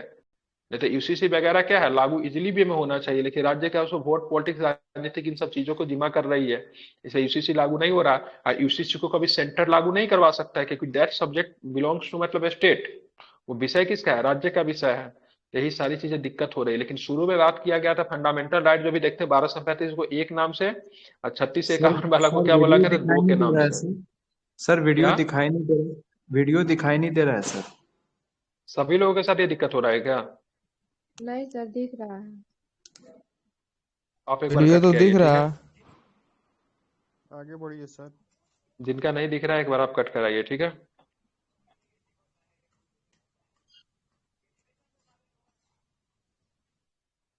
ठीक है, दिख रहा है अच्छे से, शुरू करूँ आगे? हाँ दिख रहा है। चलिए ठीक है, तो इतना आपको ध्यान में रखना है। अब हम चलेंगे आगे का क्वेश्चन देखेंगे, आगे का क्वेश्चन क्या है, ठीक है। तो आगे के क्वेश्चन की बात करेंगे, क्या मिलता है। तो 66वां संविधान संशोधन 2002 के द्वारा 11वां मूल कर्तव्य जोड़ा गया, अनुच्छेद 21 ए के समान है, ठीक है। 11वां मूल कर्तव्य अनुच्छेद 51 ए के में, ठीक है, समान 6 वर्ष के 14 वर्ष की आयु के बच्चों को माता पिता संरक्षक, बच्चों को मतलब क्या करेंगे, तो बच्चों को मतलब क्या करेंगे, शिक्षा के अवसर प्रदान करेंगे, ठीक है। आप इसे याद रखिएगा। आप चलेंगे, निम्नलिखित में से कौन सा राष्ट्रपति के निर्वाचन में भाग नहीं लेता है, तो कौन नहीं लेता है, तो ध्यान, राज्य विधान परिषद के निर्वाचित सदस्य जो राष्ट्रपति के निर्वाचन में पार्टिसिपेट नहीं लेते हैं, ठीक है। राज्य विधान परिषद के निर्वाचित सदस्य राष्ट्रपति के निर्वाचन में भाग नहीं लेते हैं। राष्ट्रपति के निर्वाचन मंडल में राज्यसभा तथा लोकसभा के निर्वाचित सदस्य, राज्य की विधानसभाओं के निर्वाचित सदस्य तथा केंद्र शासित प्रदेश दिल्ली पुडुचेरी के विधानसभा के निर्वाचित सदस्य, ठीक है। मनोनीत सदस्य इसमें पार्टिसिपेट नहीं लेते हैं। कौन नहीं लेंगे, तो मनोनीत सदस्य का इसमें पार्टिसिपेशन नहीं होगा, ठीक है। कोई लोग बताइएगा इसमें टोटल क्वेश्चन कितना है, उसी हिसाब से टारगेट फिट करूंगा आज का, ठीक है। कितना टोटल क्वेश्चन है पॉलिटी में, जिनके पास पीडीएफ है पर देख के बताइए, ठीक है। बाकी जो लोग चैनल का लिंक जो नीचे दिया गया है आप उसे ज्वाइन कर लीजिए, ठीक है, ध्यान में रखेंगे।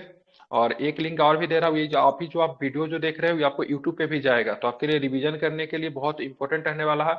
अब पहले से भी बहुत सारा यूट्यूब पे वीडियो डाला गया जो इसी क्लास का है, ठीक है। इस क्लास का ऑलरेडी है, तो यूट्यूब का लिंक दे दिया, आप लोग उसे सब्सक्राइब कीजिए, ठीक है, ताकि आप लोग अपडेट रह पाए, ठीक है। भारत के राष्ट्रपति के चुनाव के राज्यों का कौन सा सदन भाग लेता है, तो राज्य का विधानसभा भाग लेता है, विधान परिषद भाग नहीं लेता है, केवल विधानसभा भाग लेता है, ठीक है। ध्यान में इसको रखेंगे। भारतीय संविधान का अनुच्छेद 54 के तहत राष्ट्रपति के निर्वाचक मंडल की व्यवस्था की गई, जिसमें संसद के दोनों सदन, ठीक है, लोकसभा राज्यसभा, और साथ में राज्य का सदन की बात करेंगे तो विधानसभा का केवल पार्टिसिपेशन होता है राज्य के निर्वाचक मंडल में, ठीक है। बाकी और किसी का पार्टिसिपेशन नहीं होता है, ठीक है, वो भी मनोनीत सदस्य, कौन सा, सॉरी, महाभियोग में भाग नहीं, निर्वाचित सदस्य। क्या, महाभियोग का पार्ट नहीं है विधानसभा। बिल्कुल ठीक है, महाभियोग का पार्ट विधानसभा नहीं है, लेकिन जब राष्ट्रपति को हटाने की बात करेंगे, महाभियोग की प्रक्रिया की बात करेंगे, तब मनोनीत सदस्य भी उसमें पार्टिसिपेट कर लेते हैं। 456 क्वेश्चन है सर 456 क्वेश्चन है जी। नहीं, इतना नहीं होगा। पॉलिटी में 456 क्वेश्चन नहीं नहीं होगा, सर, ध्यान से दीजिए तो। पॉलिटी में सर, जी सर। 456 है, ठीक है। राज्य की विधानसभा तक केंद्र शासित प्रदेशों दिल्ली पुडुचेरी विधानसभाओं का सदस्य भाग लेते हैं, 250 तक करेंगे, ठीक है। बात करेंगे भारतीय संविधान का निम्न से कौन सा अनुच्छेद 35 वर्ष की आयु के भारत के राष्ट्रपति पद के लिए पात्रता मानदंड के रूप में घोषित होता है, तो ध्यान में 58 में आपको देखने को मिलता है। भारतीय संविधान का अनुच्छेद 58 के अनुसार राष्ट्रपति, ठीक है, राष्ट्रपति निर्वाचित होने के अहर्ताएं की बात करेंगे, पहला क्या, भारत का नागरिक होना चाहिए, 35 वर्ष की आयु पूरी कर चुका है, लोकसभा का सदस्य निर्वाचित होने की योग्यता को क्या करता है, रखता है, ठीक है। बात करें राष्ट्रपति चुनाव के लिए नामांकन, राष्ट्रपति चुनाव के नामांकन दाखिल करने के लिए प्रस्तावकों के हस्ताक्षर सूची की आवश्यकता होती है, कितने होने चाहिए, तो 50 होने चाहिए, ठीक है। कितने प्रस्तावक होने चाहिए, तो 50 होने चाहिए, ठीक है। अनुमोदित कितने होना चाहिए, तो 50 प्रस्तावक होने चाहिए, 5 अनुमोदक होना चाहिए, ठीक है। दोनों मतलब क्या होना चाहिए, 50-50। राष्ट्रपति पद के लिए उम्मीदवार का नाम कम से कम 50 मतदाताओं के द्वारा प्रस्तावित होना चाहिए, 50 मतदाताओं के द्वारा मतलब क्या होना चाहिए, अनुमोदित होना चाहिए, ठीक है, ध्यान में रखेंगे। भारतीय संविधान के निम्नलिखित में से कौन सा अनुच्छेद क्रमशः राष्ट्रपति उपराष्ट्रपति का शपथ के संबंधित है, राष्ट्रपति का शपथ किसमें मिलेगा, तो अनुच्छेद 60 में राष्ट्रपति का शपथ मिलेगा, अनुच्छेद 60 में राष्ट्रपति के शपथ, अनुच्छेद 69 में बात करेंगे तो उपराष्ट्रपति का शपथ आपको मिलेगा, याद रहेगा। अनुच्छेद 7 में किसका शपथ है, राष्ट्रपति के। अनुच्छेद 69 में किसका शपथ है, उपराष्ट्रपति का।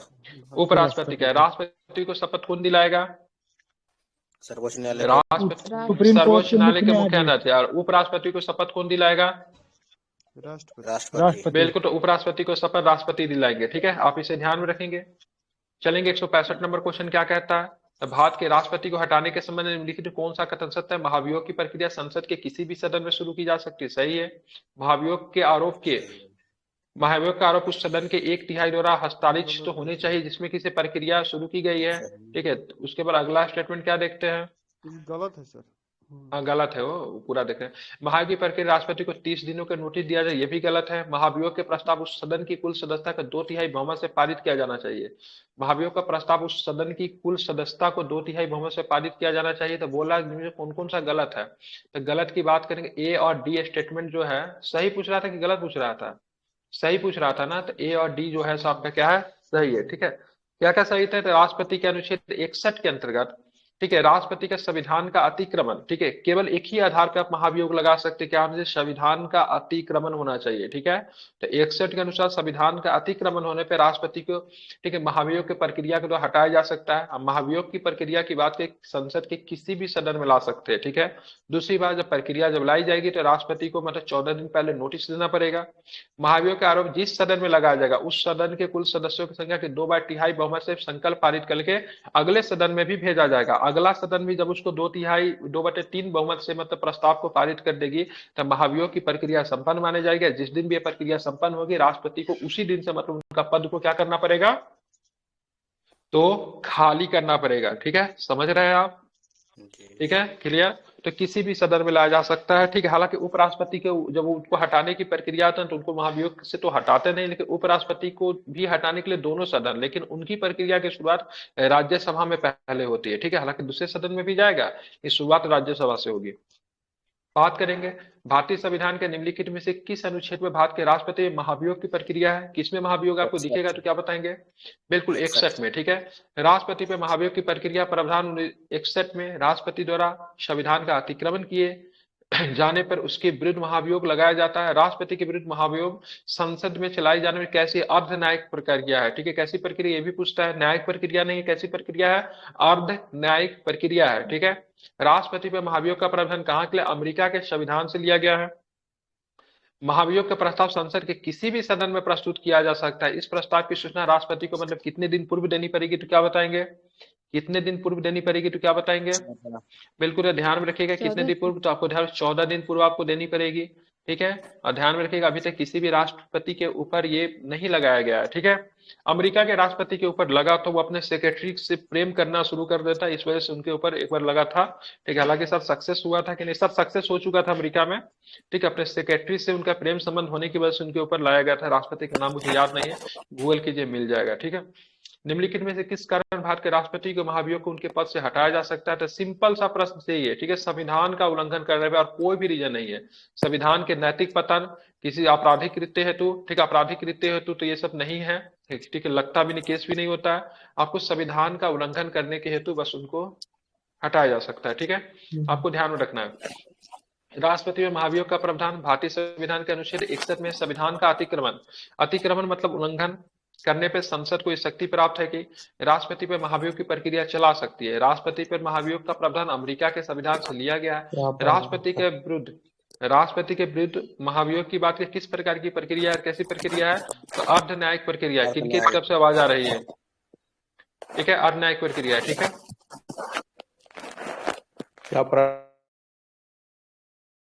कट कट कट कर आवाज क्लास में, ठीक है। अभी आप लोग को क्या करना है, ये चैनल का लिंक जो दिया हुआ है, ठीक है, यहाँ पे 2 चैनल का लिंक है जहाँ पे आपको सारे क्लासेस के पीडीएफ मिलेगी। अभी जो क्लासेस चल रही है उसका भी यहीं पे मिलेगा। दोनों चैनल को ज्वाइन कर लीजिए, ठीक है। यूट्यूब को सब्सक्राइब कर लीजिए, थोड़ा सपोर्ट हो जाएगा। और जो क्लासेस की वीडियो जो अभी आप कर रहे हैं वह यहीं पे आपको अपलोड होती है, ठीक है। तो 2 काम आप लोग कर लीजिए। सर पॉलिटी पढ़ा रहे क्या? नहीं, हम संस्कृत पढ़ा रहे हैं। आपको क्या लग रहा है पॉलिटी नहीं है क्या ये? अरे वो नहीं, सर संविधान पढ़ा रहे। क्या यूट्यूब पे कल वाला क्लास नहीं अपलोड था। हाँ, कल हम सो रहे थे इसलिए नहीं किए थे अपलोड, ठीक है। आज करेंगे। सर टाइम क्या है सर क्लास का? 8:30 बजे। 8:30 बजे से नहीं, 9 बजे के बाद। अभी ठंडा है ना। मॉर्निंग में सर? मॉर्निंग में? हाँ, मॉर्निंग में ही। इवनिंग में नहीं सर? अरे मॉर्निंग का ही बात करो, 9 बजे सुबह से। ठीक है सर। बस सिर्फ सर मतलब बोला कि ये सर मैथ वगैरह साइंस सब 10 क्लासेस में चलती है। यहाँ पे केवल मतलब सवेरे के मतलब आपका 2 क्लास करंट अफेयर्स है और थोड़ा सा जीके है, ठीक है। मैथ साइंस की सर क्लास नहीं करंट का होती, टाइम क्या मैथ है की सर? क्लास नहीं होती। 9 बजे से माइक शुरू होती है, 12 बजे तक आपकी चलती है, ठीक है। और थोड़ा ठीक है लेट सर। से शुरू हुआ था। माइक बंद कर लीजिए, आपके तरफ से बहुत इको हो रहा है। भारतीय संविधान ठीक के है सर। निम्नलिखित सर में से कौन सा सर बोला अनुच्छेद, यूट्यूब चैनल क्या है सर? देखिए ना नीचे लिंक दिया हुआ, उसको सब्सक्राइब कीजिए ना, ग्रुप को देखिए ना, जिस ग्रुप में दिखाई भी आप ना है पड़ सब रहा दिया है हुआ है। सर, यहाँ देख नहीं रहे सर भारतीय इसलिए। नहीं, देख लीजिए उसको, माइक बंद कीजिए, आवाज आ रही है, ठीक है। ठीक है भारतीय सर। संविधान के निम्नलिखित में से कौन सा अनुच्छेद, ठीक है, भारतीय संविधान के भाग 5 से संबंधित है? कौन सा भाग 5 से कौन सा संबंधित है? 62, ठीक है, क्या है? 62, ठीक है। ध्यान रखिए, अब क्या है भाग, ये 32 की बात करेंगे तो मौलिक अधिकार है, भाग 3 हो जाएगा। 40 की बात करेंगे नीति निर्देशक सिद्धांत का है, ठीक है, क्या हो जाएगा? 4 के ए हो, सॉरी, नीति निर्देशक सिद्धांत किस में मिल जाएगा? 4 में। ये अनुच्छेद 161 भी नहीं होगा, तो 62 क्या है? भारतीय संविधान का भाग 5, ठीक है, संघ से संबंधित कहां से कहां तक आर्टिकल्स मिलेगा भाग 5 में, क्या बताएंगे? बिल्कुल ध्यान में रखिएगा, 52 से लेकर 51 तक क्या अनुच्छेद जो है आपको यहाँ पे मुख्यतः मिलेंगे, ठीक है। भारतीय संविधान का अनुच्छेद 52 में राष्ट्रपति पद की रिक्तता को भरने के कराए जाने वाले चुनाव एवं उनकी पदावधि संबंधी प्रावधान दिए गए हैं। भारत के संविधान के किस अनुच्छेद में यह प्रावधान है कि राष्ट्रपति या उपराष्ट्रपति के चुनाव में उत्पन्न विवाद सर्वोच्च न्यायालय के द्वारा निपटाए जाएंगे? ये किसमें मिलता है? अगर राष्ट्रपति या फिर उपराष्ट्रपति के बीच में चुनाव में अगर किसी भी तरह का विवाद होगा तो उसको निपटाने का काम कौन करेगा? तो उसको निपटाने के काम की बात करेंगे तो सर्वोच्च न्यायालय करेगा, ठीक है। किस आर्टिकल्स में आपको ये चीजें देखने को मिलती है, तो क्या बताएंगे? 71। बिल्कुल, तो ध्यान रखिए 71 में देखने को मिलती है, ठीक है। किसमें देखने को मिलती है? तो ध्यान में रखिएगा 71 में ये चीजें आपको देखने को मिलती है, ठीक है, इसको आपको ध्यान में रखना है। अब चलेंगे, ठीक है, भारतीय संविधान का अनुच्छेद 71 के तहत राष्ट्रपति उपराष्ट्रपति संबंधी विवादों का निपटारा उच्चतम न्यायालय करेगा, जिसका निर्णय अंतिम होगा, ठीक है। इन संदर्भ में उच्चतम न्यायालय का निर्णय क्या होगा? अंतिम होगा, ठीक है। 80 की बात करेंगे, राज्यसभा की संरचना की बात करता है, ठीक है। और 79 में क्या है? तो 79 में संसद की संसद है 79 में। 80 में राज्यसभा, तो 81 में क्या है? 81 में क्या है आपका? लोकसभा। 81 में लोकसभा है, ठीक है। 60 में बात करें राष्ट्रपति का शपथ का प्रतिज्ञान है, ठीक है। 69 में क्या है? तो उपराष्ट्रपति का शपथ है, ठीक है। 65 क्या कहता है? तो राष्ट्रपति के पद के आकस्मिक रिक्ति के दौरान उनकी अनुपस्थिति में उपराष्ट्रपति का राष्ट्रपति के पद के रूप में कार्य करेगा, ठीक है। और राष्ट्रपति का पद मैक्सिमम कितने दिनों तक वैकेंट रख सकता है? 6 महीना। 6 महीना। उपराष्ट्रपति का पद वो भी तो 6 महीना। जल्द से जल्द चुनाव करवाना पड़ेगा, ठीक है, यही कॉन्सेप्ट है, ठीक है। उपराष्ट्रपति का 6 महीना तो पद को वैकेंट नहीं रख सकते, जितना जल्दी हो सके उतना जल्दी चुनाव करवाना है, ठीक है। उपराष्ट्रपति के पद पे कोई आसीन भी नहीं होगा, ठीक है, ध्यान में रखेगा। उपराष्ट्रपति के पद पे कोई भी आसीन नहीं होगा, ठीक है, ध्यान में रखना है। उपराष्ट्रपति का पद अगर कोई किसी का मृत्यु हो जाता है या कुछ भी हो जाता है चुनाव में, देर खाली रहेगा उपराष्ट्रपति का पद, समझ गए। उसके पद पे कोई भी आसीन नहीं होगा और जल्द से जल्द चुनाव करवाना है, किसी भी समय अवधि की मतलब कोई भी चर्चा नहीं है, ठीक है। इस पॉइंट को ध्यान में रखिए, कहीं पे इसको कॉन्सेप्चुअल क्वेश्चन करेंगे बीपीएससी वगैरह में तो वहां पे आपको गलती करवा सकता है, इसलिए मैं बता दे रहा हूँ 6 महीना का कोई प्रावधान नहीं। उपराष्ट्रपति का पद कौन धारा है? इसमें राष्ट्रपति मत लगा दीजिएगा, फिर उपसभापति मत लगाए। उपराष्ट्रपति का पद अगर किसी की मृत्यु हो जाती है, ठीक है, कुछ भी हो जाता है, उनका पद क्या रहेगा? वैकेंट खाली रहेगा। रहे। वैकेंट रहेगा, ठीक है, कोई उनके पद पे नहीं आएंगे, ठीक है, ध्यान में रखेंगे। हाँ, उपसभापति जो होगा सो राज्यसभा के सभापति के तौर पे काम करेगा उपसभापति, लेकिन वो भारत के उपराष्ट्रपति के पद के तौर पे काम नहीं करेगा, ठीक है। और उपराष्ट्रपति नहीं होगा, लेकिन उपसभापति जो होगा सभापति के तौर पे काम कर सकता है राज्यसभा में, समझ गए। लेकिन उपराष्ट्रपति का पद क्या होगा? तो उपराष्ट्रपति का पद क्या होगा? वैकेंट होगा, ठीक है। चलिए, भारतीय संविधान का कौन सा अनुच्छेद राष्ट्रपति और उपराष्ट्रपति के निर्वाचन से संबंधित है, सशक्त विषय से संबंधित है? राष्ट्रपति और उपराष्ट्रपति के निर्वाचन से संबंधित। निर्वाचन से क्या 71 है। 71 में क्या है? राष्ट्रपति उपराष्ट्रपति के निर्वाचन में उत्पन्न अगर किसी भी तरह का संसक्त हो जाए, किसी भी तरह का तूतू में हो जाए, तो इसके लिए कौन निकल कर आएगा? तो निर्वाचन आयोग निकल कर आएगा इन प्रॉब्लम को सॉल्व करने के लिए, ठीक है। क्या हो जाएगा? ध्यान में रखें, सॉरी निर्वाचन आयोग बोला, उच्चतम न्यायालय कौन आएगा? उच्चतम न्यायालय आएगा, ठीक है, ध्यान में रखेंगे, उसका निर्णय अंतिम होगा। 69 में क्या है? तो उपराष्ट्रपति का शपथ है। 70 में बात करें आकस्मिकताओं में राष्ट्रपति के कार्यों का निर्वहन कौन करेगा? उपराष्ट्रपति कर सकते हैं, ठीक है। 80 में बात करें राज्यसभा की संरचना की है। 81 में लोकसभा की संरचना है और 79 में बात करेंगे तो किसका? संसद की संरचना है। मैं तो सारा आर्टिकल आप लोग ऐसे ही याद करवा दूंगा। भारत के निम्नलिखित में से किसके पास किसी अपराधी को दंड को क्षमा करने, प्रबलित करने और कम करने की शक्ति है, ठीक है। तो ध्यान में रखिएगा, यहाँ पे मृत्यु दंड की बात नहीं की है, ठीक है। तो ध्यान में यहाँ पे आपको गवर्नर भी हो जाएंगे, लेकिन ऑप्शन में नहीं है, ठीक है। तो क्या हो जाएगा? राष्ट्रपति होगा, ठीक है। हालांकि यहाँ पे सैनिक वाला भी बात नहीं किया है। राष्ट्रपति के पास 2 स्पेशल पावर है, मतलब सैनिक न्यायालय के दिए गए सजा को भी कम बेस कर सकते हैं, मृत्यु दंड को भी माफ कर सकते हैं। अब मृत्यु दंड को भी माफ कर सकते हैं, हालांकि ये पावर राज्य के राज्यपाल के पास भी है, लेकिन सैनिक न्यायालय के द्वारा दिए गए सजा और मृत्युदंड को राष्ट्रपति राज्यपाल मतलब वो नहीं कर माफ सकते, ठीक नहीं है, कर सकते। बाकी सब कुछ कर सकते हैं, ठीक है। कर सकते हैं। लेकिन इनके पास है राष्ट्रपति का, किसमें है राष्ट्रपति के क्षमादान की बात है, किसमें आपको राष्ट्रपति का क्षमा 72 आपको देखने को मिलेगा। बहुत सुंदर, किसमें देखने को मिलेगा, तो 72 में आपको राष्ट्रपति का आपको क्या देखने को मिलेगा, तो क्षमा आपको देखने को मिलेगा, ठीक है। आप इसे ध्यान में रखेंगे, ठीक है, किसमें है, तो 72 में आपको देखने को मिलेगा, ठीक है। राज्यपाल 161। हाँ, राज्यपाल की बात करें 161 में, अनुच्छेद 123 क्या कहता है, 1, 2, 3 राष्ट्रपति को अध्यादेश जारी करने की शक्ति है, ठीक है। तो राष्ट्रपति का अध्यादेश 123 में है, तो राज्यपाल का अध्यादेश किसमें है, 213। इसी को पलट दीजिए ना, 213 में, किसमें है, 213 में, ठीक है। बात करेंगे भारतीय संविधान का अनुच्छेद 72 क्षमादान आदि कुछ मामलों में सजा को निलंबित, परिहार और लघुकरण करने की शक्ति संबंधित है, किनका है, तो ध्यान रखें किनका है, तो राष्ट्रपति का है, ठीक है। भारतीय संविधान का अनुच्छेद 72 की बात करेंगे, इसके तहत राष्ट्रपति को क्षमादान की शक्ति प्रदान की गई है। राष्ट्रपति किसी अपराध के लिए दोष सिद्धि व्यक्ति को दंड को क्षमा कर सकता है। राष्ट्रपति अपनी शक्ति का प्रयोग मंत्रिपरिषद की सलाह पे करता है, ठीक है, ध्यान में रखेंगे, किसकी सलाह पे करेगा, तो मंत्रिपरिषद की सलाह पे करेगा। बात करें भारतीय संविधान का निम्नलिखित में से कौन सा अनुच्छेद प्रधानमंत्री और राष्ट्रपति के बीच संबंधों से संबंधित है, तो कौन सा हो जाएगा, 75 की बात करेंगे ना, तो ये मतलब प्रधानमंत्री और राष्ट्रपति के बीच संबंधों से संबंधित है। अनुच्छेद 25 क्या कहता है, तो भारत के सभी नागरिकों को धार्मिक स्वतंत्रता होगा, ठीक है, मौलिक अधिकार का हिस्सा है ये। 12 से 35 में क्या मिला गया, तो आपको मौलिक अधिकार है, पता ही है आपको। भारत का अनुच्छेद 45 में क्या है, 6 वर्ष से कम आयु के बच्चों के लिए प्रारंभिक बचपन देखभाल और शिक्षा का प्रावधान किया गया है। अनुच्छेद 75 प्रधानमंत्री की नियुक्ति राष्ट्रपति के द्वारा की जाती है, ठीक है, ध्यान में रखेंगे, ठीक है, प्रधानमंत्री की नियुक्ति राष्ट्रपति के द्वारा की जाती है 75 में, ठीक है। बात करेंगे, ठीक है, और 74 क्या है, 74 क्या है, आर्टिकल 74 क्या है, मंत्रिपरिषद का गठन है सर। मंत्रिपरिषद के गठन की बात करेंगे 74 में है, ठीक है। मंत्रिपरिषद के संबंध में सारी सूचना राष्ट्रपति को देने का काम कौन करेंगे, प्रधानमंत्री होगा, ठीक है। मंत्रिपरिषद और राष्ट्रपति के बीच में कड़ी के रूप में काम करना प्रधानमंत्री का कार्य होता है, ठीक है। बात करेंगे, ठीक है, भारतीय संविधान के निम्नलिखित में किस अनुच्छेद में उल्लेख है कि भारत सरकार की समस्त कार्यपालिका कार्रवाइयां राष्ट्रपति के नाम से जुड़ी होगी, किसमें है, तो 77। भारत के जितने भी कार्यपालिका की कार्रवाई होगी सारे के सारे राष्ट्रपति के नाम से होगा। कोई भी आदेश जारी होगा तो राष्ट्रपति के अधिकार से, कोई भी युद्ध वगैरह की घोषणा होगा, समाप्ति की घोषणा होगा राष्ट्रपति के नाम से।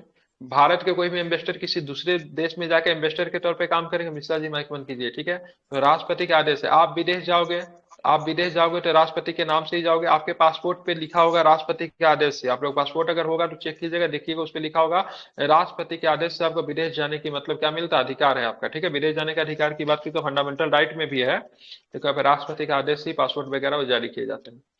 अनुच्छेद 67 की बात की उपराष्ट्रपति की पदावधि से संबंधित है। 81 की बात की लोकसभा की संरचना है। 48 में बात की कृषि तथा पशुपालन संगठन से संबंधित है, ठीक है। 48 के ए में क्या है, क्या बताएंगे, 48 के ए में क्या, 48 के ए में क्या है, पर्यावरण पर्यावरण है, ठीक है, बिल्कुल पर्यावरण, ठीक है। बात करें भारत में रक्षा बलों का सर्वोच्च सेनापति कौन होता है, तो ध्यान रखेंगे राष्ट्रपति साहब होते हैं। भारत में रक्षा बलों का सर्वोच्च सेनापति की बात करेंगे, भारत का राष्ट्रपति होता है। संसद को राष्ट्रपति द्वारा सैन्य शक्तियों का प्रयोग को विनियमित या फिर नियंत्रित करने का भी क्या है, अधिकार है। भारत की आकस्मिक निधि का संरक्षक कौन होता है, भारत में आकस्मिक निधि का संरक्षक कौन होता है, तो क्या बताएंगे, आकस्मिक निधि का संरक्षण की बात करेंगे, ध्यान में, भारत में आकस्मिक निधि का संरक्षक क्या होता है, कौन होता है, हाईकोर्ट होता है, बिना सॉरी हाईकोर्ट बोल रहा है, राष्ट्रपति होते हैं। बिना इनके आदेश से आप पैसा नहीं निकाल सकते हो, ठीक है, बिना राष्ट्रपति के आदेश से पैसा नहीं। भारतीय संविधान का अनुच्छेद 67(1) के तहत संसद को भारत की आकस्मिक निधि को स्थापित करने की शक्ति प्रदान की गई है। भारत की आकस्मिक निधि का संरक्षक जो होते हैं राष्ट्रपति होते हैं। पैसा निकालने के लिए राष्ट्रपति से परमिशन लेना पड़ता है। यदि भारत में, ठीक है, हालांकि भारत में संपत्ति का जो संरक्षक जो होता है सीएजी होता है। भारत में बात करेंगे राष्ट्रपति का रिक्त हो जाए, उपराष्ट्रपति भी ना हो, तब उसमें कौन कार्यवाहक राष्ट्रपति के तौर पे काम करेगा, तो चीफ जस्टिस ऑफ क्या होगा, India, chief justice of India, ठीक है। अगर वो भी ना हो तो मतलब सुप्रीम कोर्ट के वरिष्ठतम न्यायाधीश, ठीक है, ध्यान में रखना है। संसद के दोनों सदनों पे पारित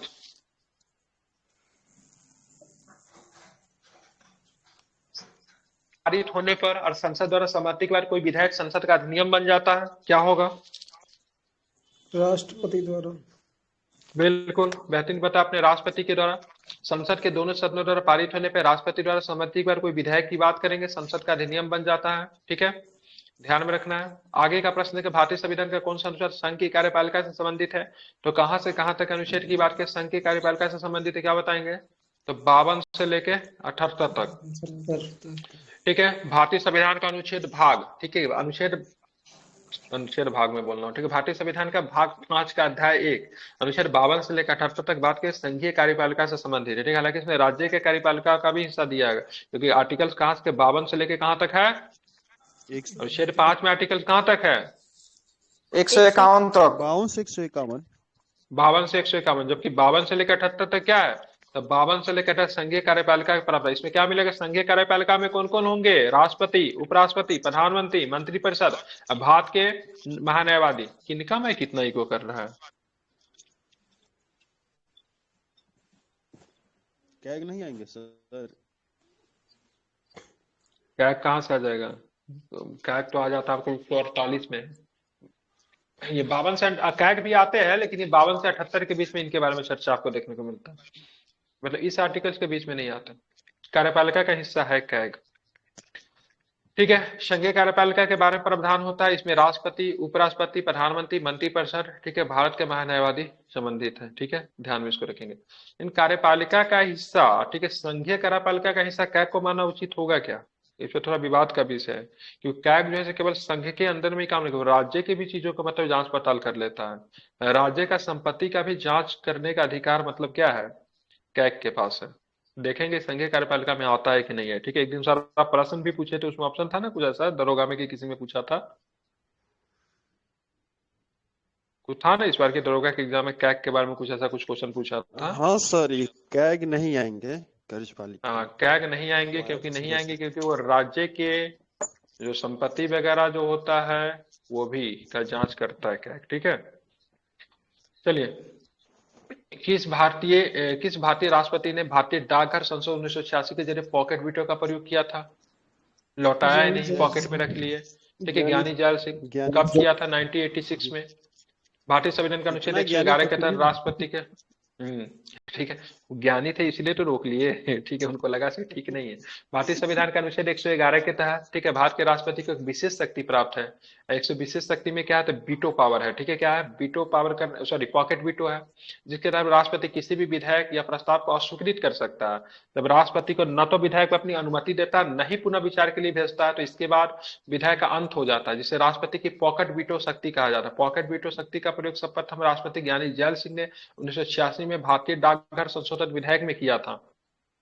निम्नलिखित में से कौन सा अनुच्छेद संसद के दोनों सदनों को सत्र न होने पर भारत के राष्ट्रपति को अध्यादेश जारी करने का अधिकार देता है? तो भारत के राष्ट्रपति की बात, अध्यादेश की बात करेंगे, किसमें है? तो 123 में है। ठीक है, अध्यादेश की बात करेंगे तो एक छोटे समय के लिए चलता फिरता कानून ही होता है। ठीक है, ध्यान में रखेंगे। भारतीय संविधान का अनुच्छेद 123 के अनुसार संसद के दोनों सदनों के सत्र न होने पर भारत के राष्ट्रपति अध्यादेश जारी कर सकता है। अध्यादेश उतना ही प्रभावशाली होता है जितना संसद में पारित कानून। लेकिन अनुच्छेद 121 संसद में चर्चा पे प्रतिबंध है। संसद में चर्चा पे प्रतिबंध है। अनुच्छेद 121, 122 में न्यायालयों द्वारा संसद की कार्यवाही का जांच नहीं किया जाएगा। संसद में किसी प्रकार की चर्चा होती है तो न्यायालय के द्वारा जांच नहीं किया जाएगा। संसद में किसी तरह का मारपीट भी हो जाता है तो ऐसा नहीं, बाहर पे जाकर उसको केस नहीं कर सकते हैं। किसी संसद को अगर एक थप्पड़ अगर मार दे तो बाहर में जाके किसी पुलिस थाना में जाके केस नहीं हो सकता है। ठीक है, सजा उसको मिलेगा, कहाँ मिलेगा? संसद के अंदर ही मिलेगा। लोकसभा के स्पीकर होंगे, वही सजा देंगे। उनको सदस्यता को रद्द कर सकते हैं या फिर कुछ भी कर सकते हैं, कुछ दिन के लिए समाप्त कर सकते हैं, बाहर निकलने का आदेश दे सकते हैं, ये सब कर सकते हैं। बाहर जाकर पुलिस थाना में जाकर उनको केस नहीं कर सकते। एक थप्पड़ मारा तो इसके ऊपर क्राइम केस करते नहीं होगा। ठीक है, क्योंकि यहाँ पे न्यायालयों के द्वारा संसद की कार्यवाही के जांच करने से पृथक किया गया आर्टिकल्स बहुत इंपॉर्टेंट है। 122 क्या? आर्टिकल 122। उच्चतम न्यायालय की स्थापना और गठन की बात 124 में है। उच्चतम न्यायालय 124 से लेके कहां तक है? तो 100 कहां तक है?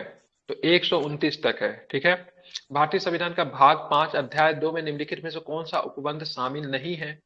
तो भाग 5 के अध्याय 2 में क्या नहीं है? ध्यान में, संसद के विश्रांति काल के दौरान अध्यादेश प्रकाशित करने की राष्ट्रपति की शक्ति नहीं है।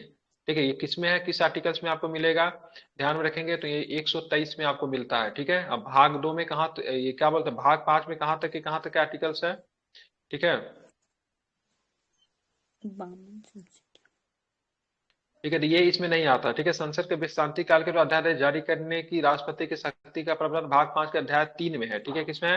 भाग 5 के अध्याय 3 में है। राष्ट्रपति के अध्यादेश जारी करने की शक्ति संविधान के अनुच्छेद 123 में है। ठीक है, ध्यान रखें, राष्ट्रपति अध्यादेश तभी जारी कर सकते जब संसद का दोनों सत्र का कोई भी सत्र न चल रहा हो। राष्ट्रपति से किसी भी समय वापस ले सकता है। ठीक है, और वैसे अध्यादेश अगर एक बार जारी हो जाए तो उसकी अवधि कितनी होती है?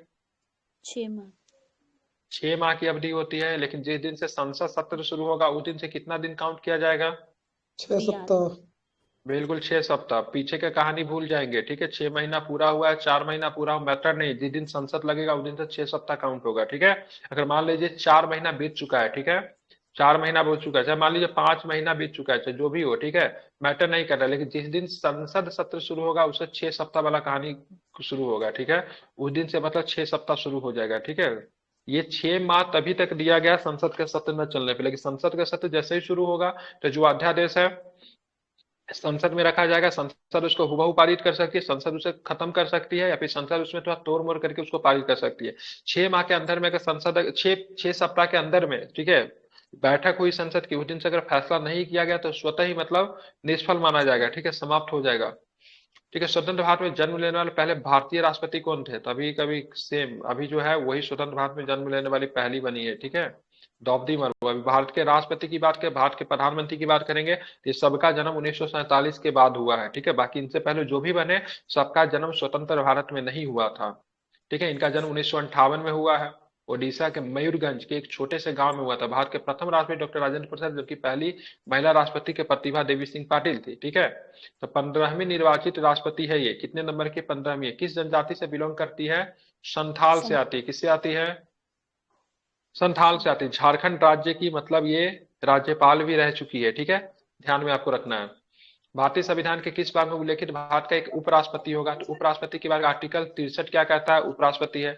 आर्टिकल 69 क्या कहता है? 69 क्या कहता है? आर्टिकल 69 उपराष्ट्रपति का क्या है? क्या है आर्टिकल 69? बिल्कुल, उपराष्ट्रपति का क्या है? शपथ है। भारतीय संविधान का अनुच्छेद 63 भारत का एक उपराष्ट्रपति होगा। उपराष्ट्रपति का पद अमेरिका के संविधान से लिया गया। कहां से लिया गया है? उपराष्ट्रपति का पद अमेरिका के संविधान से लिया गया। राष्ट्रपति का पद कहां से लिया गया? राष्ट्रपति का पद वो भी अमेरिका से।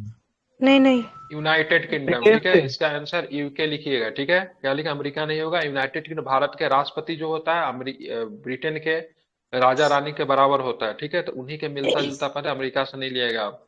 ठीक है, ध्यान रखिए। उपराष्ट्रपति का, राष्ट्रपति के ऊपर महाभियोग की प्रक्रिया जो है कहां से लिया गया? अमेरिका से लिया गया, ना कि राष्ट्रपति का पद लिया गया है। ठीक है, राष्ट्रपति उपराष्ट्रपति के बाद भारत का दूसरा सर्वोच्च उपराष्ट्रपति राष्ट्रपति के बाद भारत का दूसरा सर्वोच्च अधिकारी होता है।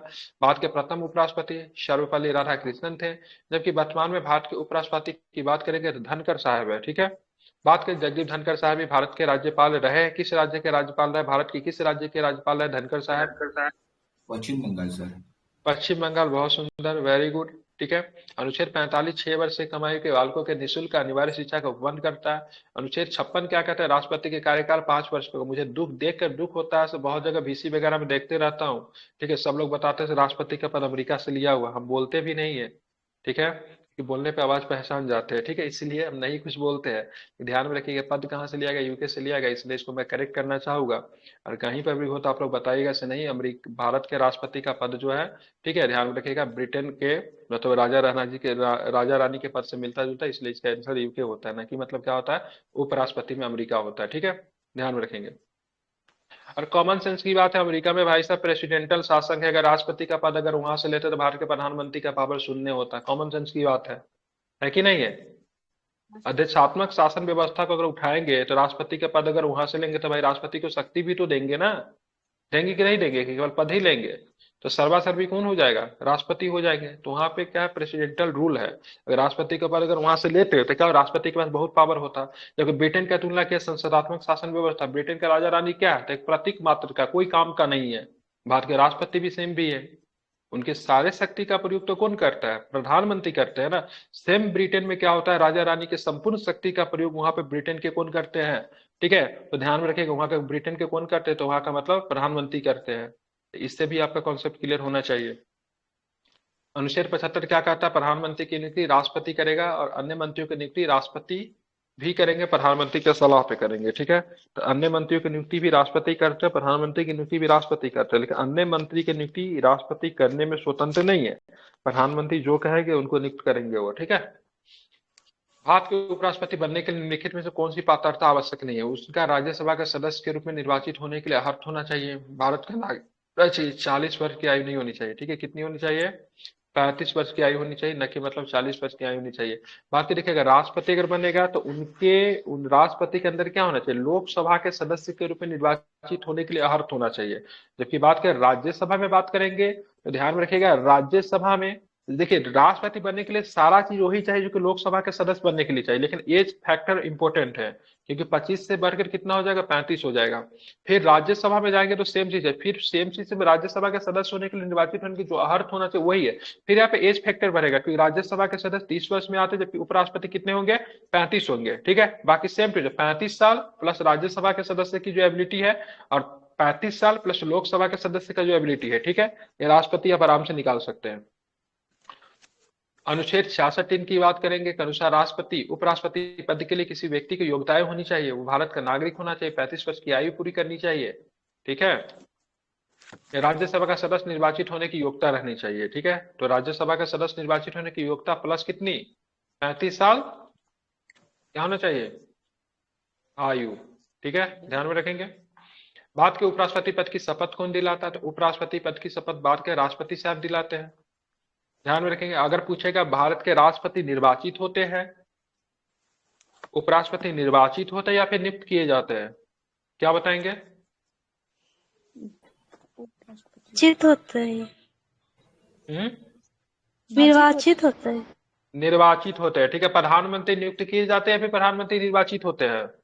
नियुक्त होते हैं। हाँ, प्रधानमंत्री के नियुक्त होते हैं, ठीक है, ध्यान में रखेंगे। निर्वाचित नहीं होते, क्योंकि प्रधानमंत्री चुनाव में खड़ा नहीं होता है। प्रधानमंत्री हो जाता है लोकसभा का बहुमत दल का नेता होता है, ठीक है। किसका होता है? लोकसभा का जो बहुमत दल का नेता होता है उसे प्रधानमंत्री के तौर पे राष्ट्रपति के द्वारा नियुक्त कर दिया जाता है, ठीक है। जिसमें जो भी चुनाव में खड़ा होगा वो क्या होगा? निर्वाचित होगा कि नियुक्त होगा? निर्वाचित होगा। बिल्कुल, जो चुनाव में खड़ा होगा निर्वाचित होगा, जो बिना चुनाव के किसी पद पे आएगा वो क्या होगा? नियुक्त होगा, ठीक है। तो इसीलिए बोलेंगे मंत्री सदस्य होते नियुक्त किए जाते हैं फिर निर्वाचित किए जाते हैं? नियुक्त किए जाते हैं। नियुक्त किए जाते हैं, ठीक है। लेकिन अगर ये बोलेंगे संसद सदस्य निर्वाचित किए जाते हैं कि नियुक्त किए जाते हैं? निर्वाचित। हाँ, वो निर्वाचित हो रहे क्योंकि चुनाव में खड़ा होता है, ठीक है। तो ये कॉन्सेप्चुअल चीज है, इसको आप लोग ध्यान में रखें, कभी कभी ऐसे प्रश्न भी आपको देखने को मिलते हैं, ठीक है।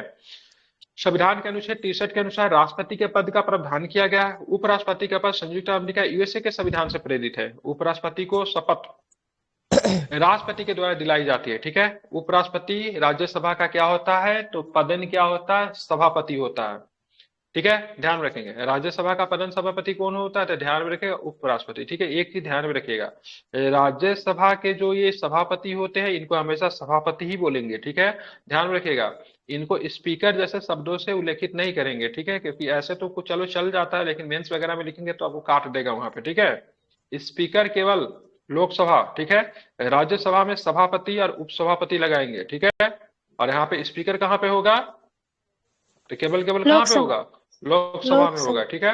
राज्यसभा एक अस्थायी सदन है, इसके 1/3 सदस्य प्रत्येक 2 वर्ष में सेवानिवृत्त होते हैं, ठीक है। राज्यसभा का सदस्य का कार्यकाल होता है राज्यसभा का कार्यकाल नहीं होता है। राज्यसभा के सदस्यों का कार्यकाल होता है कितने वर्ष होता है? 6 वर्ष होता है। राष्ट्रपति द्वारा प्रधानमंत्री पद की शपथ दिलाई जाती है। प्रधानमंत्री सरकार का क्या होता है? मुखिया होता है, ठीक है। प्रधानमंत्री क्या होता है? सरकार का मुखिया होता है, ठीक है। जबकि मतलब राष्ट्रपति जो होता है किसका मुखिया होता है? देश का मुखिया होता है, ठीक है। मतलब राज्य का प्रधान क्या हो जाएगा? मतलब पूरे देश का प्रधान राष्ट्रपति होता है, सरकार का मुखिया कौन होता है? प्रधानमंत्री होता है। राष्ट्रपति अपना त्याग उपराष्ट्रपति को देंगे। राष्ट्रपति जो अपना त्याग जब उपराष्ट्रपति को देंगे तो उपराष्ट्रपति इसे क्या करेगा? लोकसभा स्पीकर को भी सूचित करेगा, ठीक है। क्या करेगा? क्योंकि दोनों सदन को पता होना चाहिए, क्योंकि सदन का हिस्सा होता है, ठीक है। सदन का हिस्सा होता है राष्ट्रपति। संसद, लोकसभा, राज्यसभा राष्ट्रपति से मिलकर बनता है, तो इसीलिए सदन को पता होना चाहिए। तो राष्ट्रपति जब अपना इस्तीफा जो उपराष्ट्रपति को देते तो उपराष्ट्रपति तो खुद ही सभापति है राज्यसभा का, तो राज्यसभा को तो पता तो हो गया, लेकिन लोकसभा को भी पता होना चाहिए। राज्यसभा के सभापति, ठीक है, ध्यान में रखेंगे, जो कि उपराष्ट्रपति हो, तो किसे सूचना देंगे? तो लोकसभा स्पीकर को भी मतलब क्या करेंगे? सूचना देंगे, ठीक है, से राष्ट्रपति ने इस्तीफा दे दिया है। और जैसे ही राष्ट्रपति इस्तीफा दे देंगे 6 महीने के अंदर में चुनाव कराना अनिवार्य होगा, ठीक है। सेनावृत दूसरी बार राष्ट्रपति का पद एक दिन भी खाली नहीं रहेगा, ठीक है। जिस दिन भी राष्ट्रपति इस्तीफा देंगे उसी दिन मतलब कोई एक्टिंग आके उसको पद को ग्रहण कर लेगा, ठीक है। जबकि उपराष्ट्रपति अगर इस्तीफा देंगे तो उसके पद को भरा नहीं जाएगा, उपराष्ट्रपति का पद खाली ही रहेगा, ठीक है, जब तक चुनाव नहीं होता है। हालांकि जल्दी से जल्दी चुनाव करवा लेना, तो राष्ट्रपति का पद 1 मिनट भी खाली नहीं रहेगा और उपराष्ट्रपति का पद भरा ही नहीं जाएगा, ठीक है। ध्यान रखो, वैकेंट ही रहेगा, ठीक है, इसको ध्यान रखिएगा। सेनावृत होने के बाद उपराष्ट्रपति के कार्यकाल की समाप्ति कितनी अवधि के अगले उपराष्ट्रपति का निर्वाचन होता है, ठीक है। तो ध्यान रखिए, सेनावृत होने वाले उपराष्ट्रपति के कार्यकाल की समाप्ति के कितनी अवधि के भीतर, ठीक है, अगले उपराष्ट्रपति के, एक टाइमिंग दिया गया 60 दिन, ठीक है, लेकिन लिखा जाता है जल्द से जल्द मतलब क्या करवाना है, चुनाव मतलब करवा लेना है, ठीक है। हालांकि 6 महीने का कॉन्सेप्ट यहाँ पे नहीं लगता है, ठीक है, अप्रोक्स 60 दिन का होता है, लेकिन ये भी लिखा गया है जितना जल्दी हो सके उतना जल्दी चुनाव करो, क्योंकि इनके पद को नहीं भरता है, ठीक है। अगले उपराष्ट्रपति का निर्वाचन निर्वातमान उपराष्ट्रपति के पदावधि समाप्ति के 60 दिन के भीतर करवाना। ये समाप्त हो जाएगा तब, ये कब की बात हो रही है ना, जब समाप्त हो जाएगा तब। लेकिन मृत्यु वगैरह अगर हो जाए ना, आकस्मिक रूप से अगर हो तो जल्द से जल्द करवाना। लेकिन अगर मान लीजिए उपराष्ट्रपति का कितने 5 साल के लिए बनेंगे ना, ठीक है, तो 5 साल के बाद मतलब क्या होना चाहिए ना, 60 दिन के अंदर में चुनाव हो जाना चाहिए, ठीक है, ध्यान में रखना है। भारतीय संविधान का कौन सा है भारतीय संविधान, ये 2 तरह से प्रश्न बनेगा, ठीक है। अगर राष्ट्रपति उपराष्ट्रपति का समाप्त हो गया, टर्म समाप्त हो गया तो 60 दिन के अंदर चुनाव, अगर आकस्मिक निधन वगैरह हो जाएगा तो जल्द से जल्द चुनाव। भारतीय संविधान का कौन सा अनुच्छेद उपराष्ट्रपति के चुनाव से संबंधित है, उपराष्ट्रपति के चुनाव की संबंध की बात 66, क्या है 66, ठीक है। हालांकि भारत का एक उपराष्ट्रपति होगा, ये किसमें दिया होगा, भारत का एक उपराष्ट्रपति होगा, ये किसमें है 63 में है, ठीक है। भारत के उपराष्ट्रपति का बात करेंगे शपथ किसमें है, तो 69 में है, ठीक है। उपराष्ट्रपति का चुनाव किसमें है, 66 में है, याद रहेगा। भारत का उपराष्ट्रपति राज्यसभा का सभापति होगा, ये किसमें है, क्या बताएंगे, क्या बताएंगे। देखिए, जो मेन आर्टिकल्स का बाद का जो जैसे मान लिया आपको कोई मेन आर्टिकल्स याद है, ठीक है, उसके बाद का आर्टिकल्स होता है, उस व्यक्ति का काम होता है, ठीक है। तो 63 में अगर उपराष्ट्रपति है, ठीक है, तो 64 क्या हो जाएगा, उनका क्या होगा, सभापतित्व होगा, ठीक है। क्योंकि उपराष्ट्रपति का काम क्या है, राज्यसभा का सभापतित्व ही उनका मुख्य काम है, ठीक है। तो हमेशा अगर मेन आर्टिकल्स आपको ध्यान में है ना, तो अगला आर्टिकल जो होता है ज्यादातर सेंस में, पर्सनली मैंने इसको देखा, उसका कार्य होता है, क्या होता है, उसका कार्य होता है। 63 में उपराष्ट्रपति है, तो 64 में उनका काम क्या है, राज्यसभा की अध्यक्षता करना, तो 64 में होगा, ठीक है। और 69 में क्या है, तो राष्ट्रपति जी का शपथ है, उपराष्ट्रपति जी का शपथ है। और उपराष्ट्रपति जी के मतलब चुनाव संबंधी जो चुनाव से संबंधित आर्टिकल जो है 66 में है, ठीक है, याद रहेगा, भूलेंगे तो नहीं। चलिए, भूल भी जाएंगे तो क्या फर्क पड़ता, फिर मैं याद दिलवा दूंगा, ठीक है। भारतीय संविधान के अनुच्छेद 66 के अनुसार उपराष्ट्रपति निर्वाचन संसद के दोनों सदनों के सदस्यों से मिलकर बनने वाले निर्वाचक मंडल के अनुपातिक प्रतिनिधित्व पद्धति के अनुसार एकल संक्रमणीय मत के द्वारा होगा। जैसे कि हम लोग राष्ट्रपति का चुनाव देख रहे थे, तो राष्ट्रपति के चुनाव में आप क्या देख रहे थे, राष्ट्रपति के चुनाव में आप देख रहे थे राज्य विधानसभा के सदस्य भी पार्टिसिपेट कर रहे थे। लेकिन ऐसा उपराष्ट्रपति के चुनाव में नहीं होगा। आप लोग क्वेश्चन कर सकते क्यों नहीं होगा, क्योंकि ऑलरेडी आप देखोगे उपराष्ट्रपति के चुनाव में, ध्यान में रखिएगा, तो राज्यों का ही मतलब राज्यसभा प्रतिनिधित्व करती है, और राज्यसभा का सदस्य जो होते कहीं ना कहीं विधानसभा से चुनकर आते थे, ये भी एक कंडीशन है। और वैसे तो राष्ट्रपति में भी मतलब देखिएगा तो राज्यसभा भी पार्टिसिपेट करता है, विधानसभा भी करता है। लेकिन यहाँ पे आपको ध्यान में रखना है, यहाँ पे केवल लोकसभा उपराष्ट्रपति में, ठीक है, और प्लस राज्यसभा 2 ही का मतलब पार्टिसिपेशन होगा, ठीक है, ध्यान में रखना है, ठीक है। यहाँ पे आप देखोगे तो यहाँ पे विधानसभा के सदस्य का कोई भी पार्टिसिपेशन नहीं होता। जबकि यहाँ पे राष्ट्रपति के चुनाव में देख रहे हैं तो विधानसभा के सदस्य भी आ रहे थे, राज्यों के विधानसभा, 7 में 3 केंद्र शासित प्रदेश है, 2 में अभी फिलहाल विधानसभा कार्य कर रही है। एक आपका कहाँ का, पुडुचेरी में बात करेंगे, दिल्ली में बात करेंगे, ठीक है। तीसरा जो है सबका जम्मू कश्मीर में अगर बन जाता है तो वो भी मतलब क्या हो सकते हैं, तो वो भी मतलब शामिल हो सकते हैं, ठीक है। तो इसको आपको ध्यान में रखना है। 64 क्या करता है, तो उपराष्ट्रपति का राज्यसभा का पदन सभापति होगा, जो कि उपराष्ट्रपति के कार्य भी है, ठीक है। पहले उपराष्ट्रपति का चुनाव लड़ने के लिए इच्छुक उम्मीदवार को जमानत राशि के तौर पे कितनी राशि जमा होनी चाहिए, तो ये उपराष्ट्रपति के लिए, राष्ट्रपति के लिए, दोनों के लिए 15-15 हजार है। अगर ये भी प्रश्न दिमाग में उठेगा तो ये राशि किसके पास जाएगा, क्या संसद के पास रहेगा, प्रधानमंत्री के पास रहेगा, निर्वाचन आयोग के पास जाएगा, किसके पास जाएगा, या फिर इनमें से कोई नहीं, निर्वाचन आयोग। ऑल स्टेटमेंट आर रॉन्ग, ठीक है, ये आरबीआई के पास जाता है। वैसे कोई नहीं, आरबीआई, हाँ। के बाद पे आपको पता होता चल है ना क्या सर? राशि उपलब्ध हो दूसरा जाती है, सर लेकिन प्राय आप लोग न्यूज़पेपर में पढ़ते होंगे से जमानत राशि जब्त हो गई, ठीक है। उसके लिए कंडीशन होता है आपको कौन इतना नहीं, वोट लाना 6 मंथ पड़ेगा, नहीं ठीक है। प्राप्त करने पर ये जब्त हो जाता ठीक है है, ना सर? वो हाँ, 6 नहीं तो मंथ कैसा प्राप्त होता है ना, अगर मान लो भारत की चुनाव प्रणाली ऐसा है आपको चुनाव में खड़ा होने का अधिकार है, कोई भी व्यक्ति चुनाव में खड़ा हो जाएगा, आप भी जाके कल कहोगे तुम संसद का चुनाव लड़ेंगे, लेकिन आपके मन में डर होना चाहिए जैसे कि संसद का चुनाव लड़े लेकिन कोई ठीक ठाक वोट नहीं मिला तो मेरा जमानत राशि जब्त हो जाएगी। तो अगर ठीक ठाक अगर आपको वोट अगर नहीं पड़ा तो आपकी जमानत राशि क्या हो सकती है, जब्त हो सकती है। प्राय आप न्यूज पेपर में देखते हैं उसका तो जमानत राशि भी जब्त हो गया। दैट मीन्स क्या, उसको जितना वोट मिलना चाहिए उसको उतना वोट नहीं मिला, ठीक है। ध्यान रखें, राष्ट्रपति और उपराष्ट्रपति की जमानत राशि जो 15,000 रुपया जो है वो कहाँ पे, आरबीआई के पास जमा होता है, ठीक है, ध्यान में रखेंगे। हालांकि उपराष्ट्रपति पद के लिए प्रत्याशी का नाम कम से कम 20, ठीक है, ध्यान रखें। उधर 50-50 था, राष्ट्रपति के लिए कितने कितने थे, 50-50, 50-50 और उपराष्ट्रपति के लिए कौन सा 20-20, ठीक है। तो मैच का भी 50-50 20-20 याद रखिए। इसके लिए 20 मतदाता प्रस्तावित होने चाहिए, 20 मतदाता अनुमोदित होनी चाहिए, ठीक है। और उधर मतलब राष्ट्रपति के लिए 50 मतदाता प्रस्तावित होने चाहिए, 50 मतदाता क्या होने चाहिए, अनुमोदित होनी चाहिए, ठीक है। और जमानत राशि दोनों के लिए मतलब कितनी होनी चाहिए, तो 15,000 रुपया ही मतलब क्या होता है, जमानत राशि होता है, ठीक है। दूसरी बात ध्यान में रखिएगा, ये सारी चीजें हो जाती है। चलिए आगे देखेंगे। 191 क्वेश्चन क्या है, तो निम्न से कौन सा भारत के प्रथम उपराष्ट्रपति थे, तो भारत के प्रथम उपराष्ट्रपति, ठीक है, सर्वपल्ली राधाकृष्णन। इनको संक्षेप में एक नाम से जाना जाता है, इनको कौन से राष्ट्रपति कहते थे, विज्ञानवादी राष्ट्रपति, दार्शनिक राष्ट्रपति, क्या कहते हैं इनको, दार्शनिक राष्ट्रपति। बहुत बड़े फिलोसफर थे, ठीक है, इसलिए इनको क्या कहते हैं, दार्शनिक राष्ट्रपति के नाम से भी जानते हैं, ठीक है, ध्यान रखेंगे। दार्शनिक, ये दो राष्ट्रपति के, दो प्रधानमंत्री के कार्यकाल में काम करेंगे। कौन कौन प्रधानमंत्री के कार्यकाल में काम करेंगे, ये राजेंद्र प्रसाद, राजेंद्र प्रसाद प्रधानमंत्री है, जवाहरलाल नेहरू और लाल बहादुर शास्त्री। लाल बहादुर शास्त्री जी के साथ ये काम करते हैं, ठीक है, ध्यान में रखेंगे। अब चलेंगे डॉक्टर सर्वपल्ली राधाकृष्णन, भारत के प्रथम उपराष्ट्रपति, ठीक है, देश के दूसरे राष्ट्रपति थे। डॉक्टर सर्वपल्ली का जन्म की बात करेंगे 5 सितंबर 1988 को, सॉरी 1888 को मद्रास में हुआ था। उनके जन्म दिवस के उपलक्ष्य से भारत में प्रतिवर्ष राष्ट्रीय शिक्षक दिवस मनाया जाता है, जो कि 5 सितंबर को मनाते हैं। जबकि वही विश्व शिक्षक दिवस की बात करेंगे तो कब मनाया जाता है, 8 सितंबर को, 5 अक्टूबर को, ठीक है, 5 अक्टूबर को विश्व शिक्षक दिवस। भारत में शिक्षक दिवस 5 सितंबर को, ठीक है, 5 अक्टूबर को विश्व शिक्षक दिवस। और भारत में राष्ट्रीय डॉल्फिन दिवस भी मनाते हैं, ठीक है। 1954 में, ठीक है, जब सर्वप्रथम जब भारत रत्न की शुरुआत जब हुई 1954 में, तो इनको भारत रत्न दिया गया, ठीक है। 3 व्यक्ति को भारत रत्न दिया गया, तीनों का नाम आर से आता है, ठीक है, ट्रिपल आर याद रखेगा। एक है आपको क्या, सर्वपल्ली राधाकृष्णन जी, रमन साहब, सीवी रमन, एक और कौन थे, रमन साहब, राधाकृष्णन साहब, राजगोपालचारी साहब। तीनों का नाम आर से है, इसीलिए तीनों का नाम आपको ध्यान में ऐसे रह सकते हैं कि 1950। अगर पूछेगा इनमें से सबसे पहले किनको दिया,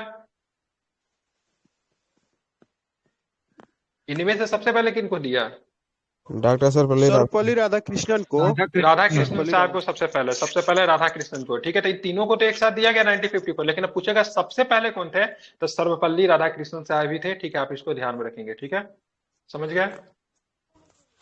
भारत के तीसरे उपराष्ट्रपति निम्नलिखित में से कौन थे, तो तीसरे उपराष्ट्रपति थे बीबी गिरी थे, ठीक है। इनसे भी एक प्रश्न था, ट्रेड यूनियन के लीडर थे, ठीक है, मजदूरों के लिए ट्रेड यूनियन जो होता है उनसे ये जुड़े हुए थे, ठीक है, ट्रेड यूनियन से जुड़े थे ये, ठीक है, मे भी कहीं दिया भी होगा। बीबी गिरी भारत के तीसरे उपराष्ट्रपति में चौथे राष्ट्रपति थे। बीबी गिरी एकमात्र व्यक्ति थे जो कार्यवाहक राष्ट्रपति और उपराष्ट्रपति दोनों बने। एक कार्यवाहक राष्ट्रपति भी बनते हैं और उपराष्ट्रपति दोनों बनते हैं। बीबी गिरी का जन्म मद्रास प्रेसिडेंसी में ब्रह्मपुर में हुआ था। उन्होंने 1975 में भारत रत्न के सर्वोच्च नागरिक अलंकरण भारत रत्न से इनको सम्मानित किया गया था, ठीक है। तो यह भी आपको ध्यान में रखना चाहिए। ट्रेड यूनियन से भी जुड़े हुए थे, ठीक है। बात के निम्नलिखित कौन से उपराष्ट्रपति कभी नहीं बने, ठीक है, तो कभी नहीं, गुलजारीलाल नंदा की बात की, कभी भी उपराष्ट्रपति नहीं बने। 2 टाइम के एक्टिंग प्राइम मिनिस्टर थे, नेहरू कैबिनेट में बड़े पद धारण करते थे, लेकिन कभी भी, हाँ, इनके समय में एक पुलिस सुधार हुआ था, बता सकते हैं पुलिस कौन है इसमें से, बताइए। गुलजारीलाल नंदा जब पहली बार बने थे, ठीक है, गुजरात सरकार में जब मंत्री बने थे, तो इनके समय में गुजरात मंत्री जब बने थे, इनके समय पुलिस सुधार हुआ था। कौन सा पुलिस सुधार हुआ था, बता सकते हैं। अभी पुलिस वगैरह देखिएगा लाठी भाजने के वाला, ठीक है, वो पानी वगैरह का जो प्रयोग नहीं करती है भीड़ को शांत करने के लिए, इनका सुझाव दिया था गुलजारी लाल नंदा, नहीं दिया था। तो ये बहुत बड़े पुलिस सुधार किए थे, लेकिन नागरिकों के ऊपर मतलब डंडा या फिर किसी भी तरह से वो नहीं किया जाए, पानी का प्रयोग किया जाए, पानी से जो मतलब वो किया जाता है, पानी से भगाया जो जाता है, वो मतलब इसने किया था गुलजारी नंदा जी का ही द्वारा दिया गया था। ठीक है, तो सभी राष्ट्रपति उपराष्ट्रपति से एक एक दो कॉन्सेप्ट बनता है, जैसे जैसे जिसका जिसका नाम आएगा मैं सबसे आपको बता दूंगा। ठीक है, चलिए। तो गुलजारी नंदा की बात करें, 2 टाइम के एक्टिंग प्राइम मिनिस्टर रहे थे, लेकिन कभी भी राष्ट्रपति या फिर प्रधानमंत्री नहीं बने। ठीक है, बात करें इनका जन्म की, बात करें 1998 में हुआ था। ठीक है, वर्तमान पाकिस्तान के, ठीक है, पंजाब प्रांत के सियालकोट में हुआ था। ठीक है, गांधी जी के करीबी थे। ठीक है, साथ में सरदार पटेल जी के भी काफी करीबी थे। ठीक है, गुलजारी नंदा ने प्रथम एकमात्र कार्यवाहक प्रधानमंत्री थे। 1964 में नेहरू जी की मृत्यु हो जाती है, तो 13 दिवसीय कार्यकाल के लिए इनको प्रधानमंत्री बने थे। ठीक है, उसके बाद बात करेंगे, फिर से बात शास्त्री जी की फिर से मृत्यु होती है 1966 में, तो फिर से इनको कार्यवाहक प्रधानमंत्री बनाया गया था। बात के सर्वोच्च नागरिक पुरस्कार भारत रत्न तथा पद्म विभूषण दोनों पुरस्कारों से 1997 में सम्मानित इनको किया गया था। ठीक है, ये भी आपको ध्यान में रखेंगे।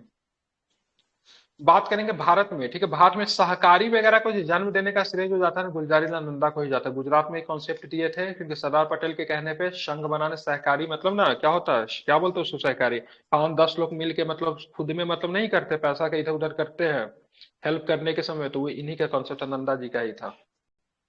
ठीक है, अब यहाँ पे देखेंगे भारत के संविधान के किस अनुच्छेद के तहत प्रधानमंत्री परिषद का प्रमुख होता है, तो 74 की बात करेंगे। तो प्रधानमंत्री जो होगा मंत्री परिषद का मतलब प्रमुख होता है। ठीक है, 74 में मंत्री परिषद का भी गठन है। मंत्री परिषद की बात करेंगे, मंत्री परिषद अगर जहाज है तो प्रधानमंत्री जहाज का क्या है,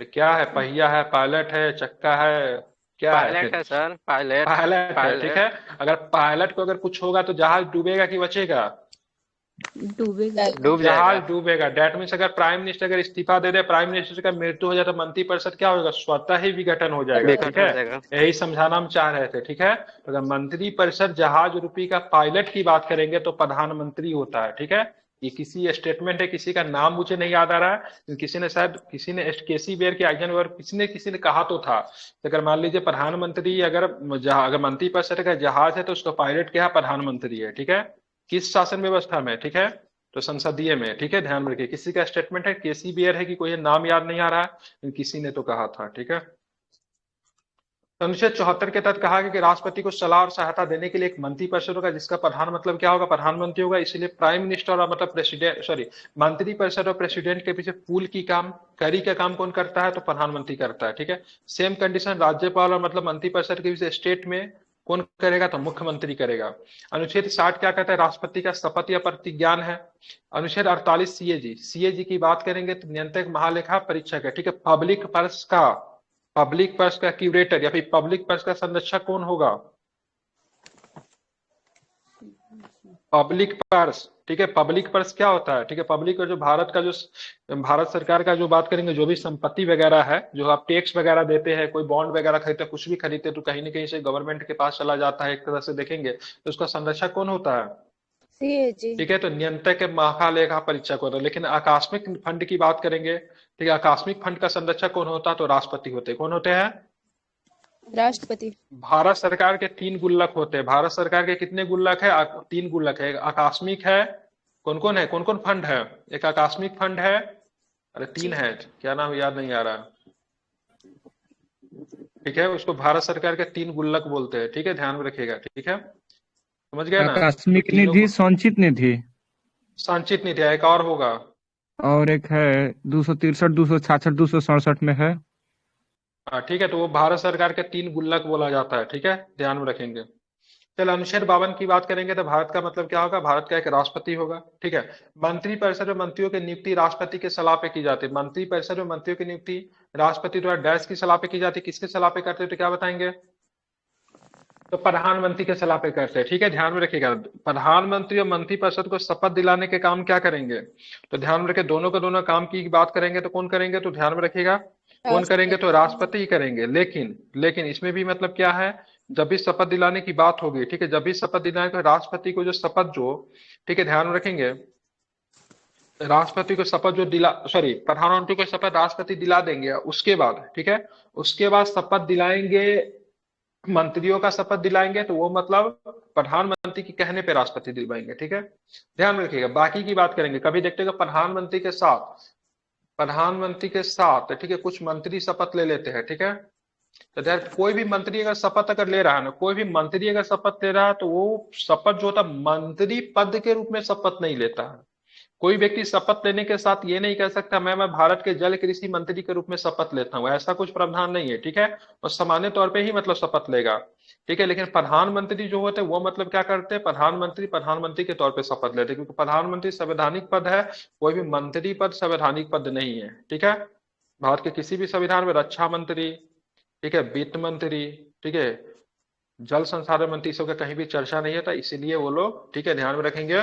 ऐसा एक बार दिक्कत कब उत्पन्न हो गया था ना, ताऊ कहे जाते थे, हरियाणा के बहुत बड़े नेता थे देवीलाल, ठीक है, उनको उप प्रधानमंत्री बनाया गया, तो वो बोला कि राष्ट्रपति साहब बोले शपथ लो, तो बार बार बोले तो मैं उप प्रधानमंत्री के तौर पे शपथ लेता हूं, तो उनको एक बार रोका गया, फिर दोबारा बोला गया शपथ लेने के, फिर वो बोले उप प्रधानमंत्री के तौर पे शपथ लेता, तो बाद में राष्ट्रपति को उनको समझाना पड़ा से आप मंत्री पद के रूप पे शपथ ले रहे हैं, ठीक है, न कि मतलब किसी मंत्री के नाम के पद पे, तो उप प्रधानमंत्री के तौर पे भी शपथ नहीं लिया जा सकता। प्रधानमंत्री, फिर राष्ट्रपति, उपराष्ट्रपति, राज्यपाल, मुख्यमंत्री, ये सारे के सारे संवैधानिक पद है, इसी के रूप में शपथ लिया जाता है। बाकी जो शपथ लेने में सामान्य तौर पे पदों की चर्चा नहीं की जाती थी, मैं जल कृषि, गृह मंत्री, रक्षा मंत्री, विदेश मंत्री के पद में नहीं, बाद में उनको डिपार्टमेंट अलॉट किया जाता है, ठीक है, ध्यान में इसको रखिएगा। भारतीय संविधान का अनुच्छेद 75(1) में कहा गया कि प्रधानमंत्री की नियुक्ति राष्ट्रपति करेगा, अन्य मंत्रियों की नियुक्ति राष्ट्रपति ही करेंगे, लेकिन प्रधानमंत्री की सलाह पर करेंगे, ठीक है। अब मंत्री की बात करेंगे, मंत्री जी क्या होता है, तो मंत्री ध्यान में रखिए नियुक्त होते हैं, ठीक है, न कि निर्वाचित होते हैं, ठीक है। प्रधानमंत्री भी नियुक्त होता है, निर्वाचित नहीं होता, जबकि राष्ट्रपति, उपराष्ट्रपति, ये सब के सब ध्यान में, राष्ट्रपति उपराष्ट्रपति निर्वाचित होते हैं, ठीक है, नियुक्त नहीं होते हैं, ठीक है। फिर राज्यपाल के सेंस में चेंज हो जाए, राष्ट्रपति भी, राज्यपाल भी निर्वाचित नहीं होते, राज्यपाल को भी नियुक्त किया जाता है, किसके द्वारा नियुक्त किया जाता है, राज्यपाल को राष्ट्रपति के द्वारा ही नियुक्त किया जाता है, ठीक है, समझ में आ रहा है। निम्नलिखित में किसने 1979 में भारत के प्रधानमंत्री मोरारजी देसाई की जगह ली, ठीक है, ध्यान में किसने ली, तो ध्यान में रखेंगे चौधरी चरण सिंह ने ली, ठीक है। चौधरी चरण सिंह एक ऐसे प्रधानमंत्री थे जो कि कभी भी लोकसभा नहीं गए, ठीक है, कभी भी लोकसभा में एक दिन भी नहीं जाने वाला प्रधानमंत्री, ठीक है, कौन थे, चौधरी चरण सिंह, ठीक है। किसान के बड़े नेता, उत्तर प्रदेश के मुख्यमंत्री सब रहे थे, किसानों के बहुत ही हिमायती चौधरी चरण सिंह। चौधरी चरण सिंह 28 जुलाई 1979 को यूपी में 2 बार मुख्यमंत्री के, हाँ बताया ना, यूपी के मुख्यमंत्री भी रहे थे, बिल्कुल, ठीक है। भारत के 5वें प्रधानमंत्री के रूप में कार्य किया, किसानों और उनके अधिकारों के संबंध मुद्दे उठाने के कारण उन्हें प्राय भारत के चैंपियन कहा जाता है, जो कि मैंने पहले ही आपको बता दिया। उनके जन्मदिन 23 दिसंबर को भारत के किसान दिवस के रूप में मनाते हैं। चौधरी चरण सिंह अंतर्राष्ट्रीय हवाई अड्डा आपको लखनऊ में मिलेगा, इनकी समाधि स्थल का नाम क्या है, तो किसान घाट है, ठीक है।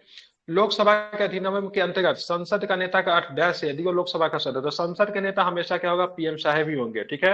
लोकसभा के नेता की बात करेंगे, सदन के नेता की बात करेंगे तो पीएम साहेब ही होते हैं, ठीक है, ध्यान रखें। नियुक्त करने की आवश्यकता नहीं होती है, जो कि राज्यसभा में क्या होता है, नेता को नियुक्त करना पड़ता है, उसको बोलकर नेता क्या बोला, प्रतिपक्ष बोलते हैं, नेता प्रतिपक्ष और नेता सत्ता पक्ष। नेता सत्ता पक्ष लोकसभा का स्वतः प्राइम मिनिस्टर होंगे, और नेता प्रतिपक्ष नियुक्त किया जाता है, जो कि मतलब विपक्ष के नेता होते। वर्तमान स्वरूप में कौन है नेता प्रतिपक्ष, अधीर रंजन चौधरी, कोई भी नहीं है, ठीक है, अभी कोई भी नहीं है, ठीक है, नहीं है कोई लोकसभा अभी, ठीक है, नहीं है, अभी नहीं है, नेता प्रतिपक्ष अभी कोई नहीं है लोकसभा में, ठीक है। अधीर रंजन चौधरी जी कुछ दिन पहले थे, अभी नहीं है। लोकसभा के नियमों के अनुसार आमतौर पर भारत का प्रधानमंत्री लोकसभा के सदन का नेता होता है, यदि प्रधानमंत्री लोकसभा के सदस्य न हो तो सदन का नेता का चुनाव किया जा सकता है, ठीक है, ध्यान में रखेंगे। अब यहाँ पे देखेंगे अटॉर्नी जनरल, अटॉर्नी जनरल क्या बोलते हैं, महान्यायवादी बोलते हैं। सितंबर 2022 में भारत के अटॉर्नी जनरल महान्यायवादी के रूप में किसे नियुक्त किया गया, तो कौन है, तो आर वेंकटरमण ने, अभी भी यही है क्या। भारतीय संविधान का अनुच्छेद भाग 5 अनुच्छेद 76 के तहत भारत के महान्यायवादी के पद का सृजन किया गया। अटॉर्नी जनरल भारत सरकार का सर्वोच्च विधिक अधिकारी होता है, ठीक है, ध्यान रखेंगे, जो भारत सरकार के कानूनी मामलों का सलाह देता है। अटॉर्नी जनरल, ठीक है, उच्चतम न्यायालय का उच्च न्यायालय में भारत सरकार का प्रतिनिधित्व भी करता है। भारत का प्रथम महान्यायवादी के बाद के ये शीतलवार साहब थे, इनका नाम इंपोर्टेंट है। और अटॉर्नी जनरल की बात करेंगे तो 76 में है। एडवोकेट जनरल किसमें है, जो कि स्टेट का सबसे बड़ा विधिक अधिकारी होता है राज्य सरकार का, 165 में हो, बहुत 165 सुंदर, वेरी गुड, ठीक है, 165 में है, ठीक है। 76 का 1 क्या कर, न्यायवादी की नियुक्ति संघीय मंत्रिपरिषद की सलाह पर राष्ट्रपति, समय काल कितने समय तक रहेंगे, ये कार्यकाल कितना होगा, राष्ट्रपति के प्रसाद पर्यंत, बिल्कुल, ठीक है, राष्ट्रपति के प्रसाद ठीक है। पर्यंत मतलब ये क्या करेंगे, पद धारण करेंगे, ठीक है, ध्यान में रखेंगे आप लोग, ठीक है। बात करेंगे आगे क्या प्रश्न है, ठीक है। भारत का सर्वोच्च विधि अधिकारी कौन होता था, भारत का सर्वोच्च विधि अधिकारी के महान्यायवादी साहब होते हैं, ठीक है। महान्यायवादी भारत के सर्वोच्च विधि के अधिकारी होते हैं। संसद में बोल सकते हैं, संसद में पार्टिसिपेट कर सकते, लेकिन मत नहीं दे सकते क्योंकि संसद के सदस्य नहीं होते हैं, ठीक है। महान्यायवादी की नियुक्ति राष्ट्रपति के द्वारा की जाती है। भारत का महान्यायवादी अटॉर्नी जनरल के रूप में नियुक्त होने के लिए आवश्यक योग्यता क्या है, तो सिंपल सवाल है, सर्वोच्च न्यायालय के न्यायाधीश के होने की जो नियुक्ति के जो पात्र होते हैं वही मतलब बन सकते हैं, या फिर सारा कहानी को हटा देते हैं, राष्ट्रपति के नजर में कानून का बेहतर जानकार होंगे, उनको भी नियुक्त किया जा सकता है, ठीक है, ध्यान रखेंगे। अनुच्छेद 76(1) के अनुसार महान्यायवादी की नियुक्ति संघीय मंत्रिपरिषद के सलाह पर राष्ट्रपति के द्वारा की जाती है। राष्ट्रपति ऐसे व्यक्ति को महान्यायवादी नियुक्त करेगा जो उच्चतम न्यायालय का न्यायाधीश बनने की योग्यता रखता है, ठीक है। बाकी इसमें 200 प्लस 200-250 प्रश्न और भी है, कि देखते दोपहर में अगर होगा तो एक क्लास और रखेंगे, इन्फॉर्मेशन दे देंगे। यहाँ से एक ठीक है, और अभी क्वेश्चन इसको पूछा 200 था तक। कि महान्यायवादी किस अनुच्छेद के तहत मतलब कि भाग लेता है किसी भी न्यायालय में चाहे संसद में, ठीक है ना, बोलता है हाँ, कौन सा आर्टिकल से बता दीजिए। 88 है। 88, बहुत सुंदर।